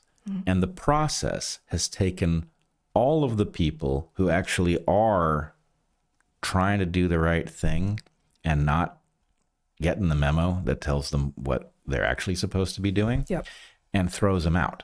And so then, one of the weird things about this MAHA era at the moment is that we have the tiniest number of people who have just barely hung on inside the institutions. Jay Bhattacharya. You've got Jay Bhattacharya, you've got Martin Kulldorff. Well, but Jay Bhattacharya as someone who's been, tapped to help right some of the ship. Right. But my point is, Jay Bhattacharya just barely avoided being sent into the cornfield. As lovely and careful a person as he is, he just barely eked out, a mechanism for being that kept him alive into the MAHA era. Yep. Right. Martin Kulldorff, almost as careful, didn't survive, driven out. So my point is, the institutions have been purged of all of the people who would make a story like you're telling coherent. It's not that they wouldn't exist. Of course they would exist. In fact, I think most people who went into these institutions probably were well-intentioned in the beginning, but there's this thing that causes them to lose their minds, and if they are unwilling to lose their minds, to be thrown out and disavowed. And the number of exceptions is a handful. And so, am I saying, it's not a monolith? The point is, actually, the really most terrifying thing about it is that it is an emergent phenomenon that is downstream of a very mundane process that just simply wraps people on the knuckles when they make certain kinds of noises and gives them a fish when they make other kinds of noises. And it's amazing how effective that is. I mean, like fish. Yeah. I mean, who doesn't? But, Yeah. Okay, but in good news, in 2024, the WHO's pandemic treaty fell apart. Oh, man. That was delightful. So you were in Geneva talking at a rally short as that happened, like within a day or two of that happening. And now, at post-election, Trump has said that he has plans to pull us out of the WHO. Yes, which he did. I know he did. In his first administration, and I am thrilled that he is going to do it in the second one. I think, the WHO isn't what it pretends to be. It's like the American Heart Association. At this point, it's like the CDC. Right. Yeah. But it is, in fact, disease control, really? Effectively private, masquerades as a global public health authority. It's not an authority. It's heavily financed by Gates and Wellcome Trust and all of these nefarious entities. But pulling us out of that is tremendous. Of course, what we have seen, yes, we actually beat the WHO pandemic preparedness plan at the WHO. We called attention to it here on DarkHorse. We came to it late, but we brought attention to it. And however the process unfolded, there was enough attention brought that they actually gutted the thing with respect to all of the most onerous provisions, save one. They kept the idea that the Director General, having declared a pandemic, has some right to tell the governments of the world what they must censor. So that's onerous and terrible. But all of the worst stuff was defanged. All of their right to redistribute drugs around the world, in other words, to take your ivermectin and send it to Timbuktu. Their right to literally mandate gene therapies if they feel like it, mandate vaccines. All that stuff was gone. They have now moved them over to the UN. These people do not take no for an answer. They understand that public health is the mechanism they are going to use to institute whatever tyranny it is for whatever reason they want it.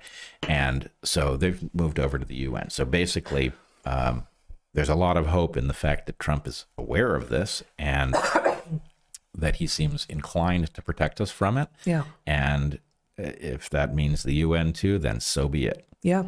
No, and it's hopeful to me that in his first term, before, as far as I know, he and Kennedy had anything to do with one another, had ever spoken at all, maybe at all, that even then, in his presumably far less informed state with regard to public health, and Operation Warp Speed points to a far less informed state, even then he tried to pull us out of the WHO. Yep.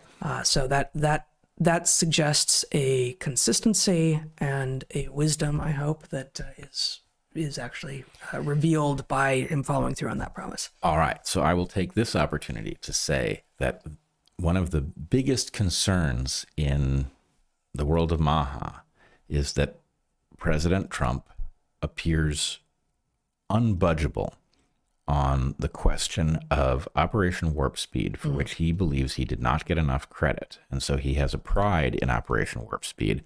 Frankly, what was not good about Operation Warp Speed was the product, over which he had no control. So really, he should back away, but he won't. However, my one and done solution also addresses this issue. Excellent. So we will get there. Okay. I'm reminded, this is hardly from 2024, that back in 2020, before the election that Biden presumably won, Kamala Harris, as the pick for VP, said that she would not take any vaccines developed under the Trump administration. She did say that. Yeah, no, it's an amazing change. The memory holding of the anti-Trump vaccine fervor that then became if you don't take the vaccine, there's something wrong with you fervor on the change of administrations was shocking. Yes, the through, oh my goodness, I can't think today. The through line being, wow, I just forgot what you just said. I just lost it. Yeah, We're good. All We're right. good. We're gonna go on. Continue with these because we're sort of in the part of this where it gets more and more disjunct. So we're gonna segue to your stuff soon here. We had, while all this bad science is proliferating, and bad medicine and bad public health, we had good science getting defunded and falling apart. So specifically, some of the things that are near and dear to your and my heart, but natural history collections and museums and herbariums. Duke University's herbarium is getting dismantled, and the California Academy of Sciences is firing curators and getting rid of curatorial staff. And what happens next is the collections get moved off site, and then they don't get maintained, and there aren't new collections being built, and people don't come and collect data from the collections. And that sounds like a real kind of 19th century old school, why the hell do we need to do that anymore? Don't we have molecular genomics to figure out things instead of looking at dead things in jars? But no, actually, naturalists and the naturalist tradition is always going to be relevant to keeping us sort of tethered to the reality of our Earth and the ecologies that the organisms came from and the biology. So this is a trend that is accelerating, and it's tragic, and it's not something that we can recover from, because once those collections have actually been allowed to decay, there's no getting them back. Yeah. It occurs to me, I don't know if we discussed it in this light before, but we've talked frequently about the errors that come from taking a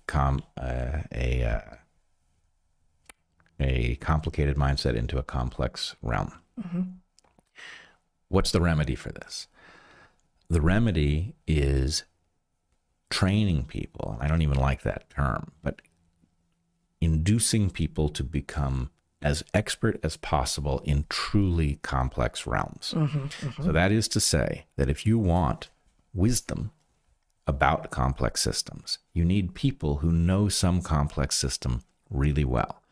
And that means training people for stuff that you may not be able to justify on the basis that it is going to produce a known benefit for humanity. Yeah. In other words, one of the things I learned in our time at the museum was something that you can do with a museum collection that you can't really do any other way is you can test a hypothesis about how development works in some lizard from Madagascar, right? You can basically take a time series of different specimens that were taken at different times in their life, and you can piece together a pattern. Yep. Now, what's the benefit of that to humanity? Well, the benefit is that you come to understand something about just imagine you've got this tree of life and you've got a different developmental pattern in each of the branches, but they share a consistency, and, you can tell the story of how development evolved in each of these branches. Again, are you likely to get a concentrated benefit, an invention, or something from that knowledge? No. But what you are going to get is, by training people to think about these sorts of questions, you're going to get smart people who have come to understand something deep, who can then look at a claim about something that affects human development, and they can say something, not on the basis that the lizard development looks like the human development, but they've become expert in the idea of development across many taxa, and that gives them a way of looking at this and not thinking of everything from the lens of, hey, here's a pathway in people, and here's a place we can interfere with it that's going to cause a benefit. The idea that science needs to have a benefit in advance that is one of my least favorite ideas in the world. And it used to be, this was, as I understood it anyway, this was something that was emerging from the right. Like, I remember in the 90s and the aughts, seeing Republicans complain about certain research that had been funded because it seemed ridiculous, and how absurd that any federal dollars, for instance, should go to funding research into, let's call it, lizard development. Yeah. Right. And I thought, sort of easily and somewhat lightheartedly at the time, it's too bad that people are complaining and don't understand that there is value in what we, I wish it wasn't called basic research, but we trivially refer to research that asks questions of the world without tying it to an expected human outcome. Basic research. Basic research is what science is. Science is one of the fundamental things that humans do. And it was, frankly, the failure of most Americans and probably most humans on the planet to think scientifically that led us into the disaster that COVID was. It was people saying, well, the expert said to do this, to go inside, to lock myself up with my sick loved ones, and to, if I get really sick, to go to the hospital, I could put on a ventilator, and to definitely take those mRNA shots, and to definitely not take these other things that have been demonstrated by doctors who have now been fired to be good for you against this disease. And I definitely don't want to go outside and get sun on my skin. And I definitely don't want to do any of these things that the experts say I shouldn't do. And I do want to do all the things the experts told me to do.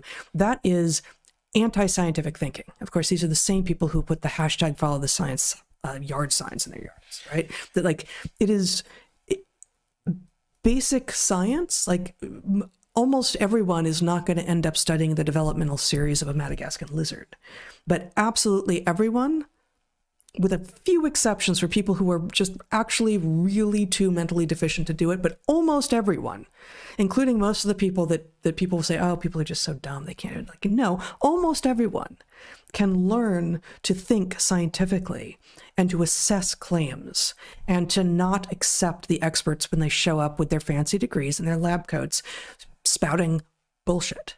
And that's what we need. We need an actually scientifically capable populace, and it's possible. It is possible. It is possible. And I would also point out that the story of COVID appears to tell us exactly what happens when you are obsessed with justifying all of your work on the basis of the benefits it's going to give humanity, because we now effectively know that the so-called pandemic and all of the downstream effects, including lockdowns, masks, the developmental disorders, the ventilating of people that killed them, the shots, the badly designed trials of hydroxychloroquine that overdosed people, all of those consequences are downstream of a bunch of arrogant assholes who told us that they needed to study and enhance viruses that did not infect people. They had to make them infectious to people in order to know how to protect us when they inevitably emerged. So what did they do? They caused it to emerge. What they'd learned in the lab did us zero good. And so it was that my work is valuable It's going to be good for humanity that got us into the mess and failed to do anything to get us out of the mess. That's the long and short of it. If you want to avoid that kind of nonsense, train people in basic science. They will come up with valuable things, but don't force them to justify it in that regard. When you force them to justify it in that regard, they will tell you fairy tales that can do things like cause a, global pathogenic disaster. That's right. Yeah, a lot more to say here, but let's move on. Okay, next big topic that we touched on, as we always do, or I always do, in 2024 was gender ideology, sex and gender, the reality of biological sex, the non-reality of gender as it is being bandied about. So I want to say it's falling. We have evidence that it is gender ideology is falling. In the UK in particular, we have the Cass report. We have you have various clinics closing. We have basically truth and reconciliation beginning to happen. And we had the WPATH files, research and written by Mia Hughes, as under the auspices of Michael Schellenberger, released in March of last year, which revealed the insane and evil criminality going on at WPATH, which is the main, basically gender transition organization in the world. So that's beginning to fall, and detransitioners are having more and more of a voice. People who were sacrificed on the altar of gender ideology and have figured out that they are not actually able to turn into the sex that they are not, and are living the life as the sex that they were born to, often with downstream effects from their transition that will be permanent. But their voices are becoming more and more heard as time goes on. But then I went to a pride parade in Portland in the summer and saw pup handlers on proud display. So although we don't have pup handlers in the government keeping our nuclear waste safe anymore, Sam Brinton being long gone from the government, I guess he's just stole one suitcase too many, and that was it. But the pup handlers are still this niche kink that is being displayed on the streets of Portland and presumably other pride parades throughout the country. We had the opening ceremony of the Olympics in Paris, which Matthias Desmet recognized as a parody of The Last Supper that embraced trans wokeries. We have also at the Olympics, Imane Khelif, the Algerian boxer who's XY, who suffers a disorder of sexual development, who literally took home gold for beating up women. And he's a guy, and I'm sure he went through a really painful puberty because he didn't think he was a guy, but he is a guy, and he now knows he's a guy, and he's getting off on beating up women, and somehow the world is like, yay, you woman that doesn't act or look or in any way behave like a woman, and you're not, and okay, but you get to pretend you are. So that's gender stuff from 2024. We've, of course, had your work on immigration, going down to Darien Gap with Zach early in 2024 to Panama. Yep. We will be returning to that topic here shortly, so maybe we'll leave it at that for now. But immigration is once again in the headlines. Yep. Julian Assange was released. I didn't even know where to put that here, but it felt like it needed to be mentioned. Yeah, and I must tell you, I wonder why. Yeah. I think that there was a strategic reason that he was released. Mm-hmm. Many of our viewers will remember that we discussed a possible mechanism for getting him released, which involved making it a litmus test for who was a viable political candidate. Yep. For president. Mm-hmm. And so the idea is, I can't vote for anybody who wouldn't release Julian Assange, who wouldn't pardon him. And so I don't know if this is what happened, but the only reason I can think of why this administration would do this was to neutralize the issue because it was a loser for them.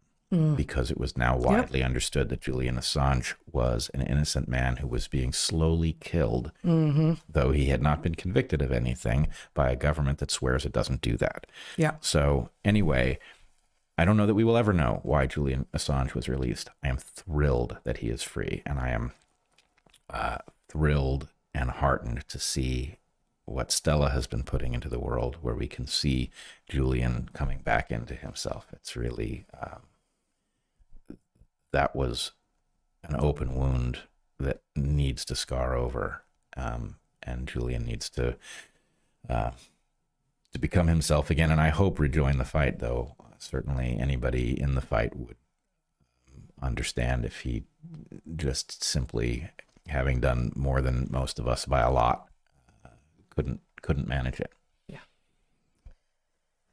The First Amendment and free speech were, of course, in the news a lot. But the one thing I wanted to recall from something that happened in March of last year was when the Supreme Court Justice Ketanji Brown Jackson said the First Amendment may hamstring the government. In an amazing misunderstanding of the First Amendment, the Constitution. Yeah, exactly. There were, of course, and I think that you will come back to this, but the election, Rescue the Republic, Unity, all of these things took up a lot of our time and attention, and the world's time and attention, I hope, with regard to Unity and Rescue, in the second half of the year in particular. And maybe I'll wait for you to say more about that. And then let me just finish with some randomly cool biology things that we talked about last year. We have 4 of them here. The oldest sex chromosomes in animals were found in an octopus, 380 million years old. We had sea robins, which is a fish, an actual fishy fish that lives in the ocean, swimming like most fish do. Like most people think all fish do. Yeah. It's a fish that forages on the ocean floor, sea robins are. Have leg-like appendages that they use to walk with, and they also use to taste. They're these sensory organs that they use to walk on and taste. They Type, yes. Sea robins are typing. Fishy fish are typing on the ocean floor and producing, strangely, the works of Shakespeare. Yeah. Give them enough time, enough typewriters. Enough typewriters. Enough waterproof typewriters. Yeah, true. And waterproof paper. Just write in the rain paper. This is getting complicated. Right in the ocean paper. We have an orangutan using leaves to accelerate wound healing on his face. He applied the leaves to his face, and then he chewed them and made them into like a poultice, and then applied the chewed leaves to his face. From a plant species known to have healing properties, both from biochemistry that humans have done and also from traditional use by local people.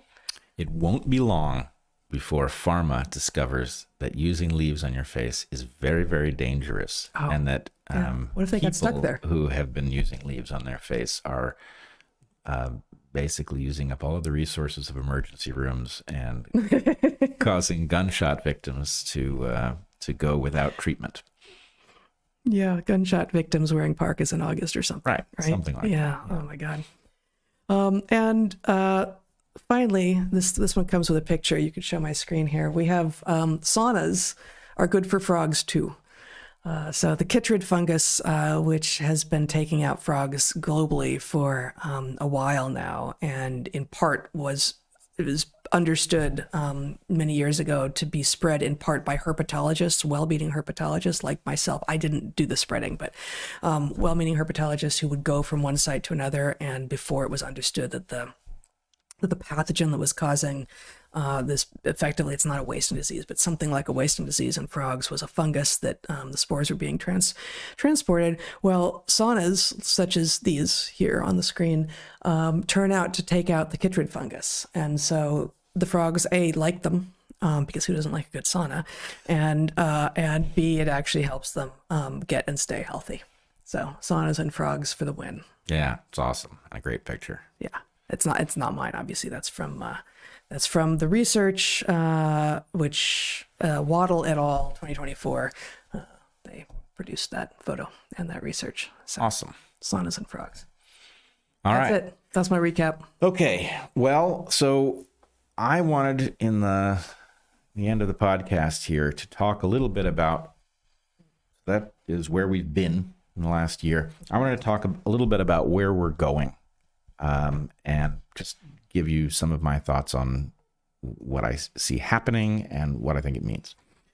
One of the things that seems to be happening is that there, I think predictably, are a number of wedge issues emerging to drive the coalition crazy as it attempts to get its footing in the new administration. So the administration has been very forward thinking during the transition, and this does not look like any previous transition to me. Now, maybe that's that we are more focused on it, this having been a very contentious election won by a surprisingly dynamic coalition. But we're seeing a lot of activity from this administration that tells us a lot about where they are headed and where they are not headed. We see a couple of fissures developing.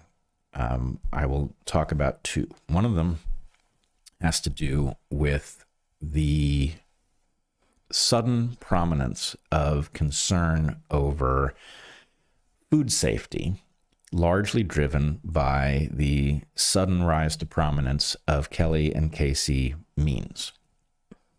Calley. Calley and Casey Means. So they rose to prominence very suddenly. They wrote a book called, I think, Good Energy or something like that.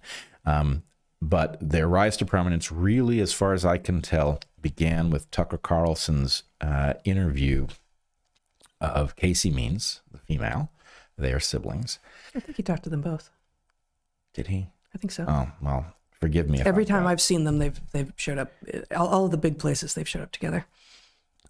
I've seen some independent stuff, but anyway, maybe I've forgotten what Tucker's interview looked like. But nonetheless, a discussion with at least Casey Means, who went to medical school, did not finish her residency, left medicine, and is now advocating in MAHA style for a major revision in the way we think about food and novel compounds. And a lot of it sounded fantastic to many of us, because those of us who've been thinking about the issue of the degradation of the food supply and all of that, we've been focused recently on pharma and the dangers that come from various pharmaceuticals, but seeing MAHA take on this food health bent initially seemed very, very positive. The fissure that has developed surrounds the fact that, suspiciously to many of us, in all of what is said by the Means siblings, and I wish there was an easier way to refer to them, it's awkward construction, but the Means siblings seem very focused on food and strangely not focused on the lessons of COVID and pharmaceuticals, especially the dangers of the mRNA vaccines. And that is giving many of us alarm, because we have worked very hard and faced terrible stigmas and pushback over the mRNA vaccines. And what we do not want to happen is to see all of that effort diverted into a needed pushback on the dangers of big ag and big food that lets pharma off the hook to poison us again. So that's a fissure, a predictable one. And it has me thinking a lot about, first of all, is the fissure even organic? There is something interesting about the sudden rise of Calley and Casey Means. Yes, there is. Nobody knows what it means. I'm not going to level any accusations, but it is interesting that these two came from relative obscurity and find themselves at the pinnacle of MAHA in a position to advance a very important case that just so happens to obscure another very important case. And they're doing so at a moment at which pharma must have seen the writing on the wall and be searching desperately for any escape from what Kennedy and the rest of us in the medical freedom movement have been advancing. So, what is the solution here? Are we to go after each other because, those of us on the medical side of it suspect those of us on the food side of it of attempting to deflect attention away from the villains over in pharma? That seems like a very bad plan. And I would point out that it is quite typical for an insurgent movement like the medical freedom movement to be fractured by agents that are introduced to create chaos, to create distraction, and to create division where there wasn't any. And the sudden emergence of the mean siblings has done just that, whether that was the intent or not. Recently, Calley means had the issue put to him directly as to whether or not he would agree that the mRNA shots should be banned or pulled from the market, and he refused to say so, which was interesting. Those of us who've been tracking the hazard of the mRNA vaccines find this hard to fathom. And I will just in passing say one thing that I would advise our audience to change about the way they approach this is the framing is everything. I have been in many battles with many of the high quality academics who still exist in the system, who have become awake to the hazards of the vaccines, who are themselves very cautious about, the idea of banning the vaccines. Do we really want to ban the vaccines? Do we want to tell people they can't have them, right? What about the extreme cases of people who are super vulnerable to COVID who might get a benefit out of these things? I think this whole thing is wrongheaded. What we know is that the so-called vaccines were authorized under false pretenses, that the trials themselves were heavily compromised, did not show what we were told they showed, and that this isn't a question of banning something so that you can't have access to it. It's a question of simply applying the system that we all agreed to. We have a system in which we test pharmaceuticals for safety and efficacy. It was violated here. These things should be pulled from the market for everyone because they shouldn't have been on the market in the first place. You shouldn't have access to these things because they didn't do the steps that would have been necessary to put them on the market legitimately. So I don't think there is any issue of banning. This isn't an issue of banning. This is an issue of simply doing what we say we do, right? And in this case, they were released without the proper safety checks. They shouldn't be on the market at all, and that's the correct position. However, that position that I've just outlined, which I would say is my position, is in conflict with multiple different factions over in MAGA, MAHA, unity space. It is in conflict with President Trump, who wants credit for Project Warp Speed, and I do think that at some level he can take credit for Project Warp Speed without taking credit for these terrible inoculations, right? Project Warp Speed is something that brought inoculations to market incredibly fast. Maybe he's not getting enough credit for that. But the inoculations that were brought to market, which obviously he's not a biologist making vaccines, right? He's not responsible for that. But in any case, what do you do about the fact that the president-elect can't acknowledge the hazard of the vaccines? The MAHA movement is laser focused on the danger of the vaccines, and we have to figure out what to do going forward when we don't exactly agree on their nature. And what I want to propose is that there is a proper way to deal with this so that we don't have to decide between going after food safety and going after pharma safety. We don't have to decide whether to sacrifice what we've learned about the COVID vaccines because the president has a particular amount of pride around the way they were brought to bear on the so-called pandemic. That the right way to deal with this is actually very simple. And I'm worried that the purists, who I understand, but the purists, people who've been focused on the factual questions surrounding safety and efficacy, surrounding the pandemic, how much threat there actually was from it. Those people who have been focused on those things are not ready. In fact, many are unwilling to think in political terms because it's a compromise. They've got a very clear picture of what happened and what it means and how much danger, how much harm. But the idea of stepping into a realm where you inherently have to compromise that story in order to reduce the harm going forward is anathema to them. So I'm worried that the purists are going to kibosh anything that isn't their own perspective, and that their perspective can't work for all the reasons I've been pointing out. So here's my proposal. And again, I certainly am with the purists to the extent that we know the story.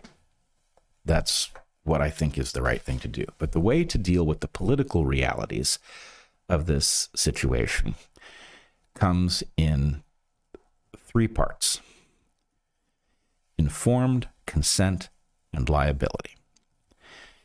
And my point about this is, first of all, informed consent, as I've pointed out here many times, is a principle that is so deeply ingrained that after World War II, after Nuremberg, we literally hanged 7 doctors for violating this principle, even though it had not yet been codified. It is now formally codified in the Nuremberg Code, and we are now routinely violating it.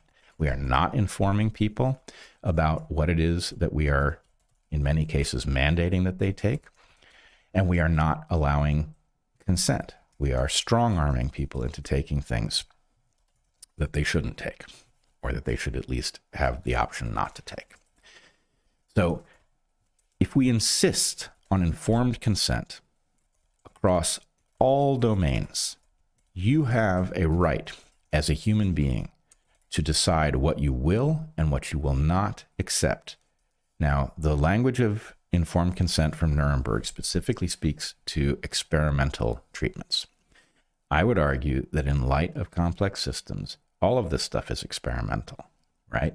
You know, the fact that it takes decades to figure out that yellow number 5 or Ozempic or whatever it's going to be, Bovear, appeal. Yeah, has some negative effect doesn't mean that that was just some shocking error. It means that in general, if you intervene in a complex system, you're going to discover down the road that you had consequences you did not anticipate, meaning that all of this stuff is inherently experimental if you're going to give it to people or farm animals or spray it on food or whatever.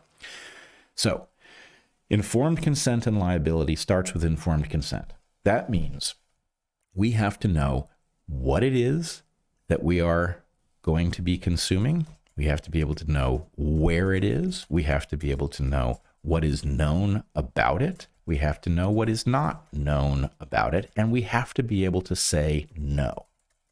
I want you to think about all of the problems that it would solve if we had agreement on that. Let's take appeal.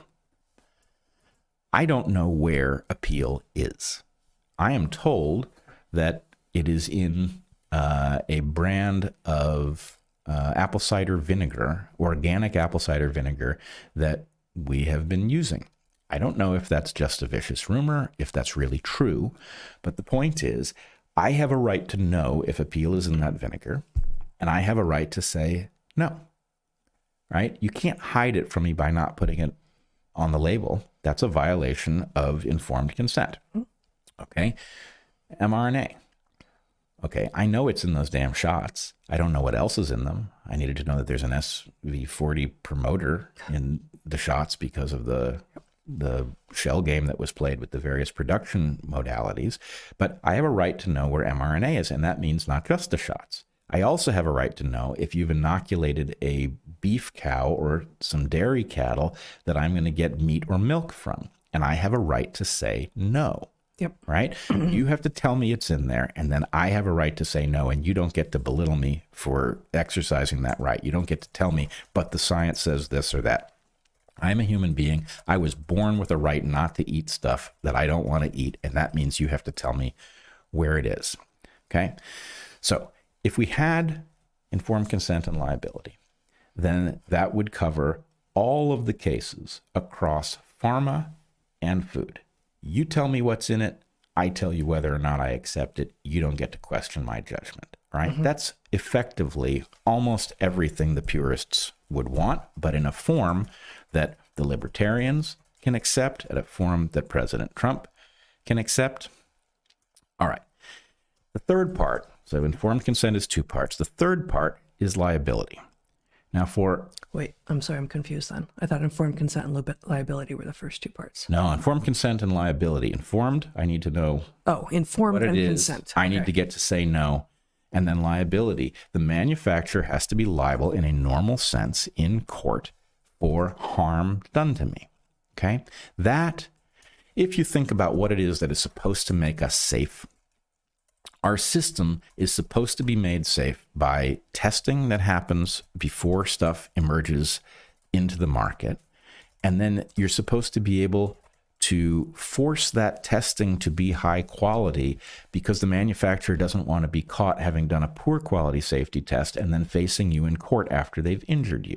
That is what makes the system work. The removal of that by the Reagan administration for vaccines has created a landscape in which pharma does not have the normal incentives to avoid harming you. In fact, it came to my attention this week. I don't know why I hadn't thought of it, but the fact that there is no liability for these things actually gives an incentive for the manufacturer to not discover harms, right? They are actually incentivized not to do the safety testing that they would do for another pharmaceutical because they don't want to know. If they had liability, they would want to know because they don't want to get caught having done harm that they are then going to pay billions of dollars for in court. So, informed consent and liability would restore a system that works. It would allow anybody who believes they want access to these things once they have passed licensure to get it, but it would cause manufacturers of things like unsafe vaccines to take them from the market themselves out of enlightened self-interest in a business context. So my claim is the way to mend the fissure in MAHA and to make politically tenable all of the things that we want is informed consent and liability across all of food manufacture, agriculture, and pharma, and then let the system function the way it is supposed to function. The one way that this does not get everything we want is that one can imagine, under that rubric, that there will be things which will be recommended to those who do not find themselves in a position to question properly, where they will be technically informed, but they will not have the tools to process what they've been told, in which they might end up taking things. And I don't want to see that harm either, but it seems to me that in exchange for getting safety across food, ag, and pharma, that this is the best conceivable approach, because anything else is going to result in us tearing each other apart and not getting even a fraction of the value that would come from this approach. I'm in. All right. Awesome. So that's MAHA. The other thing that is going on fissure-wise over in the Unity Coalition, the Unity Coalition really being kind of MAGA, MAHA, and Unity Rescue the Republic style stuff, you know. The other thing that is going on is that suddenly, and this is very strange for me, suddenly the H-1B visa issue is front and center on people's radar. Now, the reason that this is odd for me is that Eric, my brother, did some work in which he discovered what appears to be a conspiracy by the NSF partnering with corporations to lower the wages of PhDs by flooding the market using the H-1B program. Now, I think that I have gone decades without hearing anybody mention H-1B visas except Eric. Mm-hmm. Right? So that's how I know about this. That's how I know it's even an issue. And yet suddenly they are now front and center as a result of some tweeting by Elon and Vivek. And now everybody's talking about H-1B visas. Well, I'm going to leave the discussion of the details of H-1B visas to Eric. He is the expert. He's the person to go to on this. But I want to talk about the fact that the arrival of H-1B visas on people's minds is like a direct hit on MAGA, MAHA, and Unity. And the reason is because there was relative agreement before H-1B visas showed up that we have a serious immigration problem. That immigration problem having to do with the story that I reported on from the Darien Gap, where we have basically the United States, the Biden administration, international organizations, including the UN, the Organization for International Migration, the Hebrew International Aid Society, all of these international organizations facilitating an invasion of the U.S. homeland across our southern border for reasons that are never made clear.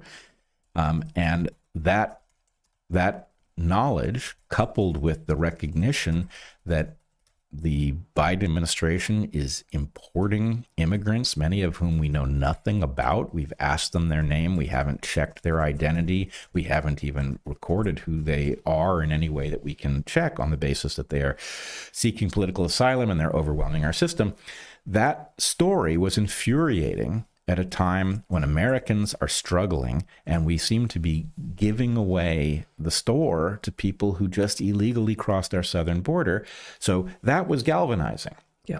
So if you wanted to upend this coalition, now would be the perfect moment to introduce an immigration story that is not galvanizing. In fact, it's polarizing. And the H-1B story is exactly that, because you have things like entrepreneurs who run businesses who see the H-1B program as positive. The H-1B program, I should say, was the division of the H-1 program in, I think, 1990. The H-1 program having allowed the granting of visas on the basis of highly skilled labor. In 1990, it was divided into, I think, H-1A is nurses and H-1B is everything else. But anyway, people running businesses may see this as very positive. People seeking jobs, Americans seeking jobs, may see it as negative. Tailor-made to create a fight within MAGA MAHA unity. And it is doing exactly that, utterly predictably. And so in any case, the question is, has this landed on our doorstep organically?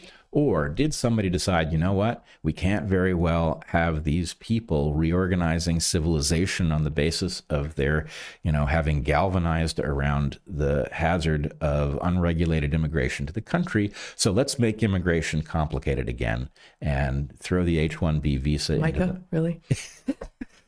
Are you for Micah? So anyway, that's the question. Yep. Did somebody, it feels to me a lot like what October 7th did to the medical freedom movement. And, again, am I a crazy person for wondering if there's anything about that was inorganic? Yeah, I kind of feel crazy. Like you would honestly have a massive terrorist attack that would lead inevitably to a ghastly war. You would do that for cynical reasons. That doesn't sound right to me. On the other hand, every time I think something is beyond what normal humans would contemplate, I discover it's worse than I thought. And so that's why I came up with, I wouldn't put it past them. Yeah. Right. I wouldn't put it past any of them to use the H-1B visa cynically to start a war. So anyway, we are facing these fractures. I think we need to keep our eye on the ball and understand that something will be intending to fracture that coalition at this moment. Yep. And that every time a fracture shows up, we should ask, if we engage in that fight, whose bidding are we doing? Right? And we should look for solutions like informed consent and liability, because very often the reason that we were galvanized was that the issue wasn't as complex as we thought, right? The body may be complex, but the issue is simpler to solve than we realized. And we should push forward with those things and try to remember who the enemy really is. Yes, we should. Excellent. Well, that's the 1st of January 2025 is what that is. Wow. Yeah. It sure is. All right. I think we're there. All right. Couple things to mention. You and I are probably going to be in Washington for the inauguration. We're still in the process of formulating plans. This is news to me. Well, there you go. Okay. Yes, this is why I didn't put it on the calendar. Because you wouldn't have known? Because I'm not real good with the calendar. But in any case, well, maybe we're there. So that's it. You were just going to say that. Yep. Wow. Okay. Well, I'm hoping that others might be interested in attending. It's worth looking into the MAHA ball, and we're gonna try to be there. No guarantees yet. We have not made our plans, but we're working on it.